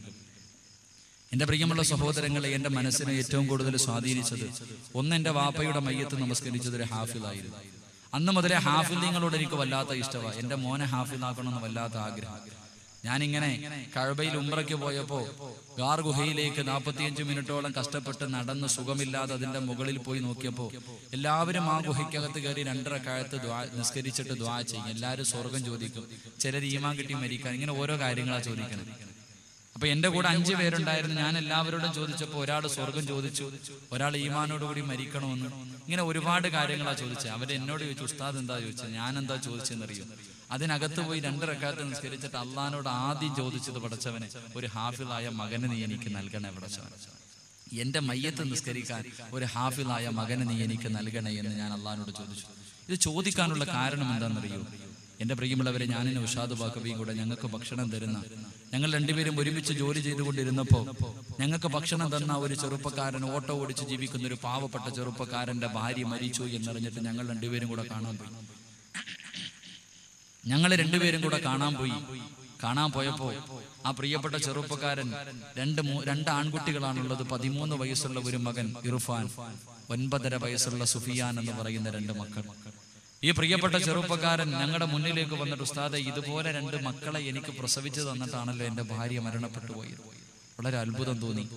ആ പ്രിയപ്പെട്ട ചെറുപ്പക്കാരൻ ഇത് പറഞ്ഞിട്ട് വെള്ളം എടുക്കാൻ വീടിനകത്തേക്ക് കയറിപ്പോയപ്പോ അടുത്ത് നിന്ന ഒരു സഹോദരനോട് ചോദിച്ചു, എന്തേ ഇങ്ങനെ പറയാനുള്ള കാരണം? ആ ആ അവസരത്തിൽ ആ ചെറുപ്പക്കാരൻ പറയാ, ഉസ്താദെ, ഈ സഹോദരന്റെ മൂത്ത മകൻ, ഈ നിൽക്കുന്ന ഇർഫാൻ എന്ന മകൻ ഹാഫിളാണ്. അവസാനം ഉമ്മയുടെ മയ്യത്ത് പള്ളിക്കകത്തേക്ക് കൊണ്ടുവച്ചപ്പോ, നമസ്കരിക്കാൻ മയ്യത്ത് കൊണ്ട് പള്ളിക്കകത്ത് വെച്ചപ്പോൾ ഒരുപാട് ആലിമീങ്ങൾ ഉണ്ടായിരുന്നു, ഹാഫിളീങ്ങൾ ഉണ്ടായിരുന്നു, പ്രായമുള്ളവരുണ്ടായിരുന്നു. ഈ പയ്യൻ തന്റെ അനിയന്റെ കൈ പിടിച്ചുകൊണ്ട് ഇമാമിന്റെ മുന്നിൽ ചെന്നിട്ട് പറഞ്ഞു, അത്രേ ഉസ്താദെ, ഇതെന്റെ ഉമ്മയുടെ മയ്യത്ത, ഹാഫിളായ ഞാനേ നിന്ന് നിസ്കരിക്കാവൂ, എന്റെ ഉമ്മ എന്നോട് വസിയ്യത്ത് ചെയ്തിട്ടുണ്ടെന്ന് പറഞ്ഞിട്ട് ആ പൊന്നുമോൻ കയറി നിന്ന് മയ്യത്ത് നിസ്കരിച്ചു. ആ ഹാഫിളായ പൊന്നുമകൻ കയറി തന്റെ ഉമ്മയുടെ മയ്യത്തിന്റെ മുന്നിൽ നിന്ന് നിസ്കരിച്ചിട്ട് ആ പൊന്നുമകൻ ആ മയ്യത്തിന്റെ മുന്നിൽ നിന്ന് ദുആ ചെയ്തു. അല്ലാഹുവേ, പടച്ചവനെ, എന്റെ ഉമ്മയ്ക്ക് നീ പുറത്തു കൊടുക്കണേ അല്ലാ, എന്നെ ഖുർആൻ പഠിപ്പിക്കാൻ കൊണ്ട് വിട്ടവളാണല്ല എന്ന് പറഞ്ഞുകൊണ്ട് തന്റെ ഉമ്മയുടെ മയ്യത്തിന്റെ മുൻഭാഗത്ത് നിന്ന് കരഞ്ഞ് ദുആ ചെയ്ത് ഉമ്മയുടെ മയ്യത്തിന്റെ മുന്നിലേക്ക് തലകറങ്ങി ബോധരഹിതനായി തളർന്നു വീഴുകയാണ്. തന്റെ ഉമ്മയുടെ മയ്യത്ത് പള്ളിക്കാട്ടിലേക്ക് കബറടക്കാൻ എടുക്കുമ്പോ ജനങ്ങളാ 13 വയസ്സുള്ള പൊന്നുമകന്റെ ശരീരം എടുത്തുകൊണ്ട് ഹോസ്പിറ്റലിലേക്ക് ഓടുകയാണ്. അവസാനം എന്റെ പ്രിയപ്പെട്ട വരെയാ ചെറുപ്പക്കാരൻ വന്ന് കൈപിടിച്ച് കരഞ്ഞുകൊണ്ട് ചോദിക്കുകയാണ്, ഉസ്താദേ, പടച്ചവൻ എന്റെ പാപം പുറത്തു തരുമോ, എന്റെ പാപം പടച്ചവന് പുറത്തു തരുമോ? ആ സഹോദരനോട് ചോദിച്ചു, എന്താണ് സംഭവം എന്ന് ചോദിക്കുമ്പോൾ ആ പ്രിയപ്പെട്ട ചെറുപ്പക്കാരൻ പറയുന്നു, ഉസ്താദ്, എന്റെ പൊന്നുമക്കളോട് എനിക്ക് വല്ലാത്ത സ്നേഹമായിരുന്നു, എനിക്ക് ഖുർആൻ ഓതാൻ അറിയില്ല, എന്റെ പ്രിയപ്പെട്ട ഭാര്യയുണ്ടല്ലോ എവിടെയോ പോയി പ്രഭാഷണം കേൾക്കുകയാണ്, ഖുർആൻ പഠിപ്പിക്കുന്നതിന്റെ മഹത്വം മനസ്സിലാകുകയാണ്. എന്നിട്ട് എന്റെ മുന്നിൽ വന്നിട്ട് മൂത്ത മകനെ ഖുർആൻ പഠിപ്പിക്കാൻ വിടണമെന്ന് പറഞ്ഞു. ഞാൻ അനുവാദം കൊടുത്തില്ല, ആ പെണ്ണിന് ഞാൻ അനുവാദം കൊടുത്തില്ല. അവസാനം തമിഴ്നാട്ടിലേക്ക് ഒരു ജോലിക്ക് വേണ്ടി, ഒരാഴ്ചയിൽ ജോലിക്ക് വേണ്ടി ഞാൻ പോകുമ്പോൾ എന്റെ അനുവാദമില്ലാതെ എന്റെ ഭാര്യയുണ്ടല്ലോ എന്റെ പൊന്നുമകനെ കൊണ്ട് ഖുർആൻ പഠിപ്പിക്കാൻ വിടുകയാണ്. വീട്ടിലേക്ക് മടങ്ങി വന്നപ്പോൾ എന്റെ പൊന്നുമകനെ കാണാറില്ല. ഭാര്യയോട് ചോദിച്ചപ്പോൾ എന്റെ അനുവാദമില്ലാതെ പഠിക്കാൻ വിട്ടിരിക്കുകയാണ്. വിവാഹം കഴിച്ചതിന് ശേഷം ആദ്യമായിട്ട് എന്റെ ഭാര്യ അടിച്ചത്, എന്റെ പ്രിയപ്പെട്ട ഭാര്യ ഞാൻ അടിച്ചത് എന്റെ പൊന്നുമകനെ ഖുർആൻ പഠിക്കാൻ കൊണ്ട് വിട്ടതിന്റെ പേരിലാണ്. ആ ചെറുപ്പക്കാരൻ പറയുകയാ, ഉസ്താദേ, എനിക്ക് ദേഷ്യം വരികയാ, ഒരുപാട് ഞാൻ ഉപദ്രവിക്കുകയാണ്, തല പിടിച്ചിട്ട് മുടിയിൽ കൊത്തിപ്പിടിച്ച് ഭിത്തിയിലിടിക്കുകയാണ്, മൂക്കിലൂടെയും വായിലൂടെയും ബ്ലഡ് വരുന്നത് കണ്ടിട്ട് പോലും ഞാൻ പീഡനം നിർത്തിയില്ല. ഒരാഴ്ചയോളം എന്റെ പ്രിയപ്പെട്ട ഭാര്യ ഞാൻ അനവധാ പീഡിപ്പിക്കുകയാണ്, എന്ന് ഞാൻ അവളെ അടിക്കുകയാ. എന്റെ പൊന്നുമകനെ കൊണ്ട് നിർത്തിയ സ്ഥാപനത്തിന്റെ പേര് പറയുന്നില്ല. അവസാനം എന്റെ ഉപദ്രവം സഹിക്കാൻ കഴിയാതെ എന്റെ പ്രിയപ്പെട്ട ഭാര്യതാ എന്റെ പൊന്നുമകനെ കൊണ്ട് വിട്ട സ്ഥാപനം പറയുകയാണ്.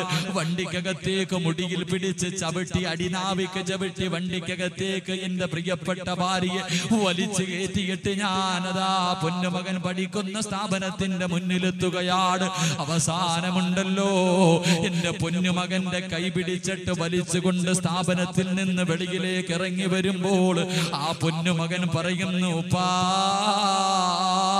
എന്നെ കൊണ്ടുപോകല്ലേ, ഖുർആൻ പഠിക്കണമെന്ന് വല്ലാത്ത ആഗ്രഹമുണ്ട് ഉപ്പാ. ഉമ്മയുടെ ഏറ്റവും വലിയ ആഗ്രഹമാണ്, ഉമ്മയുടെ ഏറ്റവും വലിയ ആഗ്രഹമാ. അതുകൊണ്ട് ഖുർആൻ പഠിക്കണമെന്ന് എന്നെ ഉമ്മ കൊണ്ടുവിട്ടതാ, എന്നെ കൊണ്ടുപോകല്ലേ എന്ന് കരഞ്ഞുകൊണ്ട് 12 വയസ്സുള്ള ആ പൊന്നുമകന് വാപ്പായുടെ മുന്നിൽ കിടന്ന് കരയുമ്പോൾ ആ ചെറുപ്പക്കാരൻ ചോദിച്ചു, മോരേ,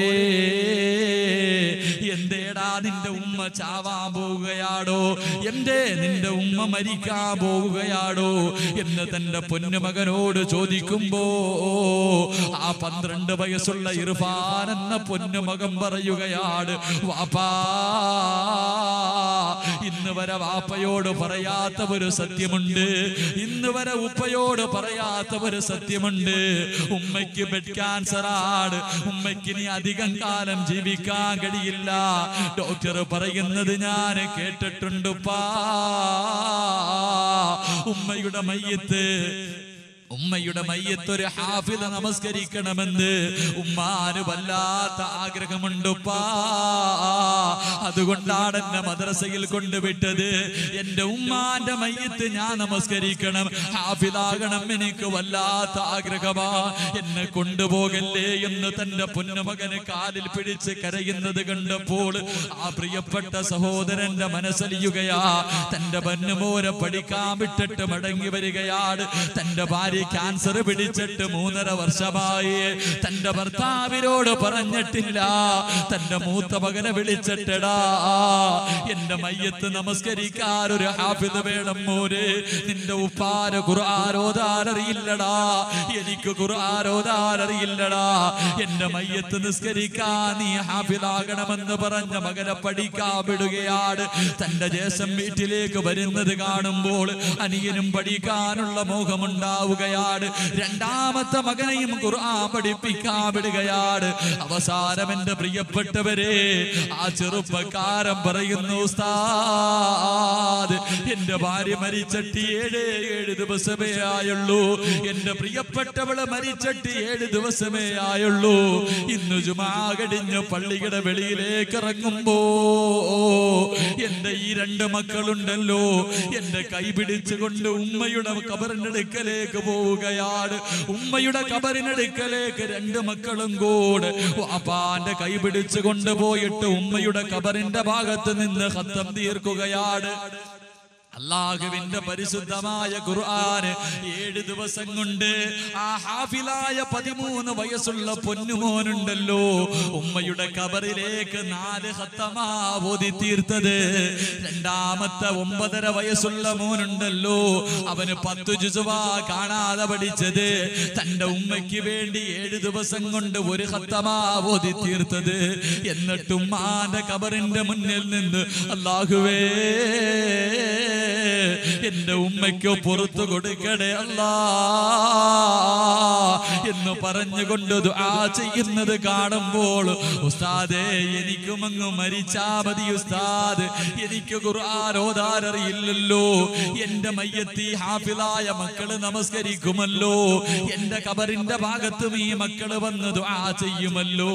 അവസാനം ഇറങ്ങി പോകുമ്പോ 9.5 വയസ്സുള്ള സുഫിയാൻ എന്ന് പറയുന്ന ആ ചെറിയ പയ്യനുണ്ടല്ലോ, അവൻ ഞങ്ങളുടെ കൈ പിടിച്ചിട്ട് ഉസ്താദേ ദുആ ചെയ്യണേ. പാകവി ചോദിച്ചു, മോനെ തമാശയ്ക്ക് പുഞ്ചിരിക്കുന്നോടെ എന്താണടാ നിന്റെ ആഗ്രഹമെന്ന് സമാധാനിപ്പിക്കാൻ ചോദിക്കുമ്പോ ആ 9.5 വയസ്സുള്ള മകൻ പറഞ്ഞ വാക്കാട് എന്റെ മുന്നിലിരിക്കുന്ന എന്റെ പ്രിയപ്പെട്ട ഉപ്പമാരോട് എനിക്ക് പറയാറുള്ളത്. ആ പ്രിയപ്പെട്ട മോൻ പറയുന്നു, ഉസ്താദ് എന്റെ ഉപ്പാന് ഖുർആൻ ഓതാൻ അറിയില്ല, എന്റെ ഉപ്പയ്ക്ക് നല്ലതുപോലെ നമസ്കരിക്കാൻ അറിയില്ല. എന്റെ ഉപ്പാന്റെ മയ്യത്ത് പള്ളിക്കകത്ത് കൊണ്ടുവെക്കുമ്പോൾ എന്റെ ഉമ്മയുടെ മയ്യത്ത് നമസ്കരിച്ചത് കാക്കയാണ്, അവനൊരു ഹാഫിളാണ്. എന്റെ വാപ്പാന്റെ മയ്യത്ത് ഞാനാ നിസ്കരിക്കേണ്ടത്, എന്റെ വാപ്പാന്റെ മയ്യത്ത് ഞാനാ നിസ്കരിക്കേണ്ടത്. ഞാനൊരു ഹാഫിളാകണമെന്ന് ആഗ്രഹിക്കുന്നു ഉസ്താദ്. ഉമ്മ മരിച്ചത് കൊണ്ട് എനിക്ക് ദറസിൽ നിന്ന് പഠിക്കാൻ കഴിയുന്നില്ല. എപ്പോഴും ഉമ്മാന്റെ ഓർമ്മയാ, എനിക്ക് വീട്ടിലേക്ക് വരണമെന്ന് തോന്നുകയാണ്. അതുകൊണ്ട് ഉസ്താദ് ഞാനൊന്ന് എളുപ്പത്തിൽ ഹാഫിളാകാൻ ദുആ ചെയ്യണേ എന്ന് 9.5 വയസ്സുള്ള ഒരു ചെറിയ പയ്യന് കയ്യിൽ തൂങ്ങി കിടന്നുകൊണ്ട് ദുആ ചെയ്യണേ എന്ന് പറയുമ്പോൾ എന്റെ പ്രിയമുള്ളവരെ കണ്ണ് നിറഞ്ഞു പോവുകയാണ്. എന്റെ പ്രിയപ്പെട്ടവരോട് പറയുകയാ, വെക്കേഷന്റെ സമയം തീരാറായി ഉപ്പാ. എന്റെ പ്രിയപ്പെട്ട പെങ്ങളെ, പടച്ചവൻ നിനക്ക് 4-5 മക്കളെ തന്നിട്ടില്ലേ? ഒരുത്തനെയെങ്കിലും ഖുർആൻ പഠിപ്പിക്കണേ, ഒരുത്തനെയെങ്കിലും ഹാഫിളാക്കണേ. നിന്റെ മക്കളോട് എടാ എനിക്ക് വേണ്ടി ഒരു 2 വർഷം താടാ, ഒരു 700 ദിവസം എനിക്ക് താടാ. പൊന്നുമോ ചോദിക്കുന്നു, ഉപ്പാ എന്തിനാണ്? എടാ ഇവിടത്തെ പള്ളിക്കകത്തിന്റെ മയ്യത്ത് കൊണ്ടുവെക്കുമ്പോൾ ഇമാമിന്റെ കൈ പിടിച്ചിട്ട് ഉസ്താദ് ഞാൻ നിസ്കരിക്കാം, ഒരു ഹാഫിളാണ് ഞാൻ, എന്റെ ഉപ്പയുടെ മയ്യത്ത് ഞാൻ നിസ്കരിക്കാം എന്ന് കരഞ്ഞുകൊണ്ട് പറയുന്ന ഒരു പൊന്നുമകൻ നിനക്ക് വേണോ? എന്റെ പ്രിയപ്പെട്ടവരെ, അല്ലാഹുവിന്റെ ഖുർആൻ പഠിപ്പിക്കണേ, അല്ലാഹുവിന്റെ ഖുർആൻ പഠിപ്പിക്കണേ. ഒരു ഹാഫിളിനെയെങ്കിലും നിന്റെ വീട്ടിൽ നീ കൊണ്ടുവരണേ അല്ലാഹുവേ. ഞങ്ങളുടെ മക്കളിൽ ഒരുത്തരെയെങ്കിലും നീ ഹാഫിളാക്കണേ അല്ലാഹുവേ റബ്ബേ. ഞങ്ങളുടെ മക്കളിൽ ഒരുത്തരെയെങ്കിലും നീ ഹാഫിളാക്കണേ അല്ലാഹുവേ. ഞങ്ങളുടെ മയ്യത്ത് ഒരു ഹാഫിള് കുളിപ്പിക്കണേ അല്ലാഹുവേ. ഞങ്ങളുടെ മയ്യത്ത് ഒരു ഹാഫിള് കഫൻ പൊതിയണേ അവസാനം പള്ളിക്കകത്ത് കൊണ്ടുവെക്കുമ്പോ സ്വന്തം രക്തത്തിൽ പിറന്ന ഒരു പൊന്നുമകൻ തന്നെ എന്റെ മയ്യത്ത് നിസ്കരിക്കണേ മനസ്സിലൊരാഗ്രഹം വേണം.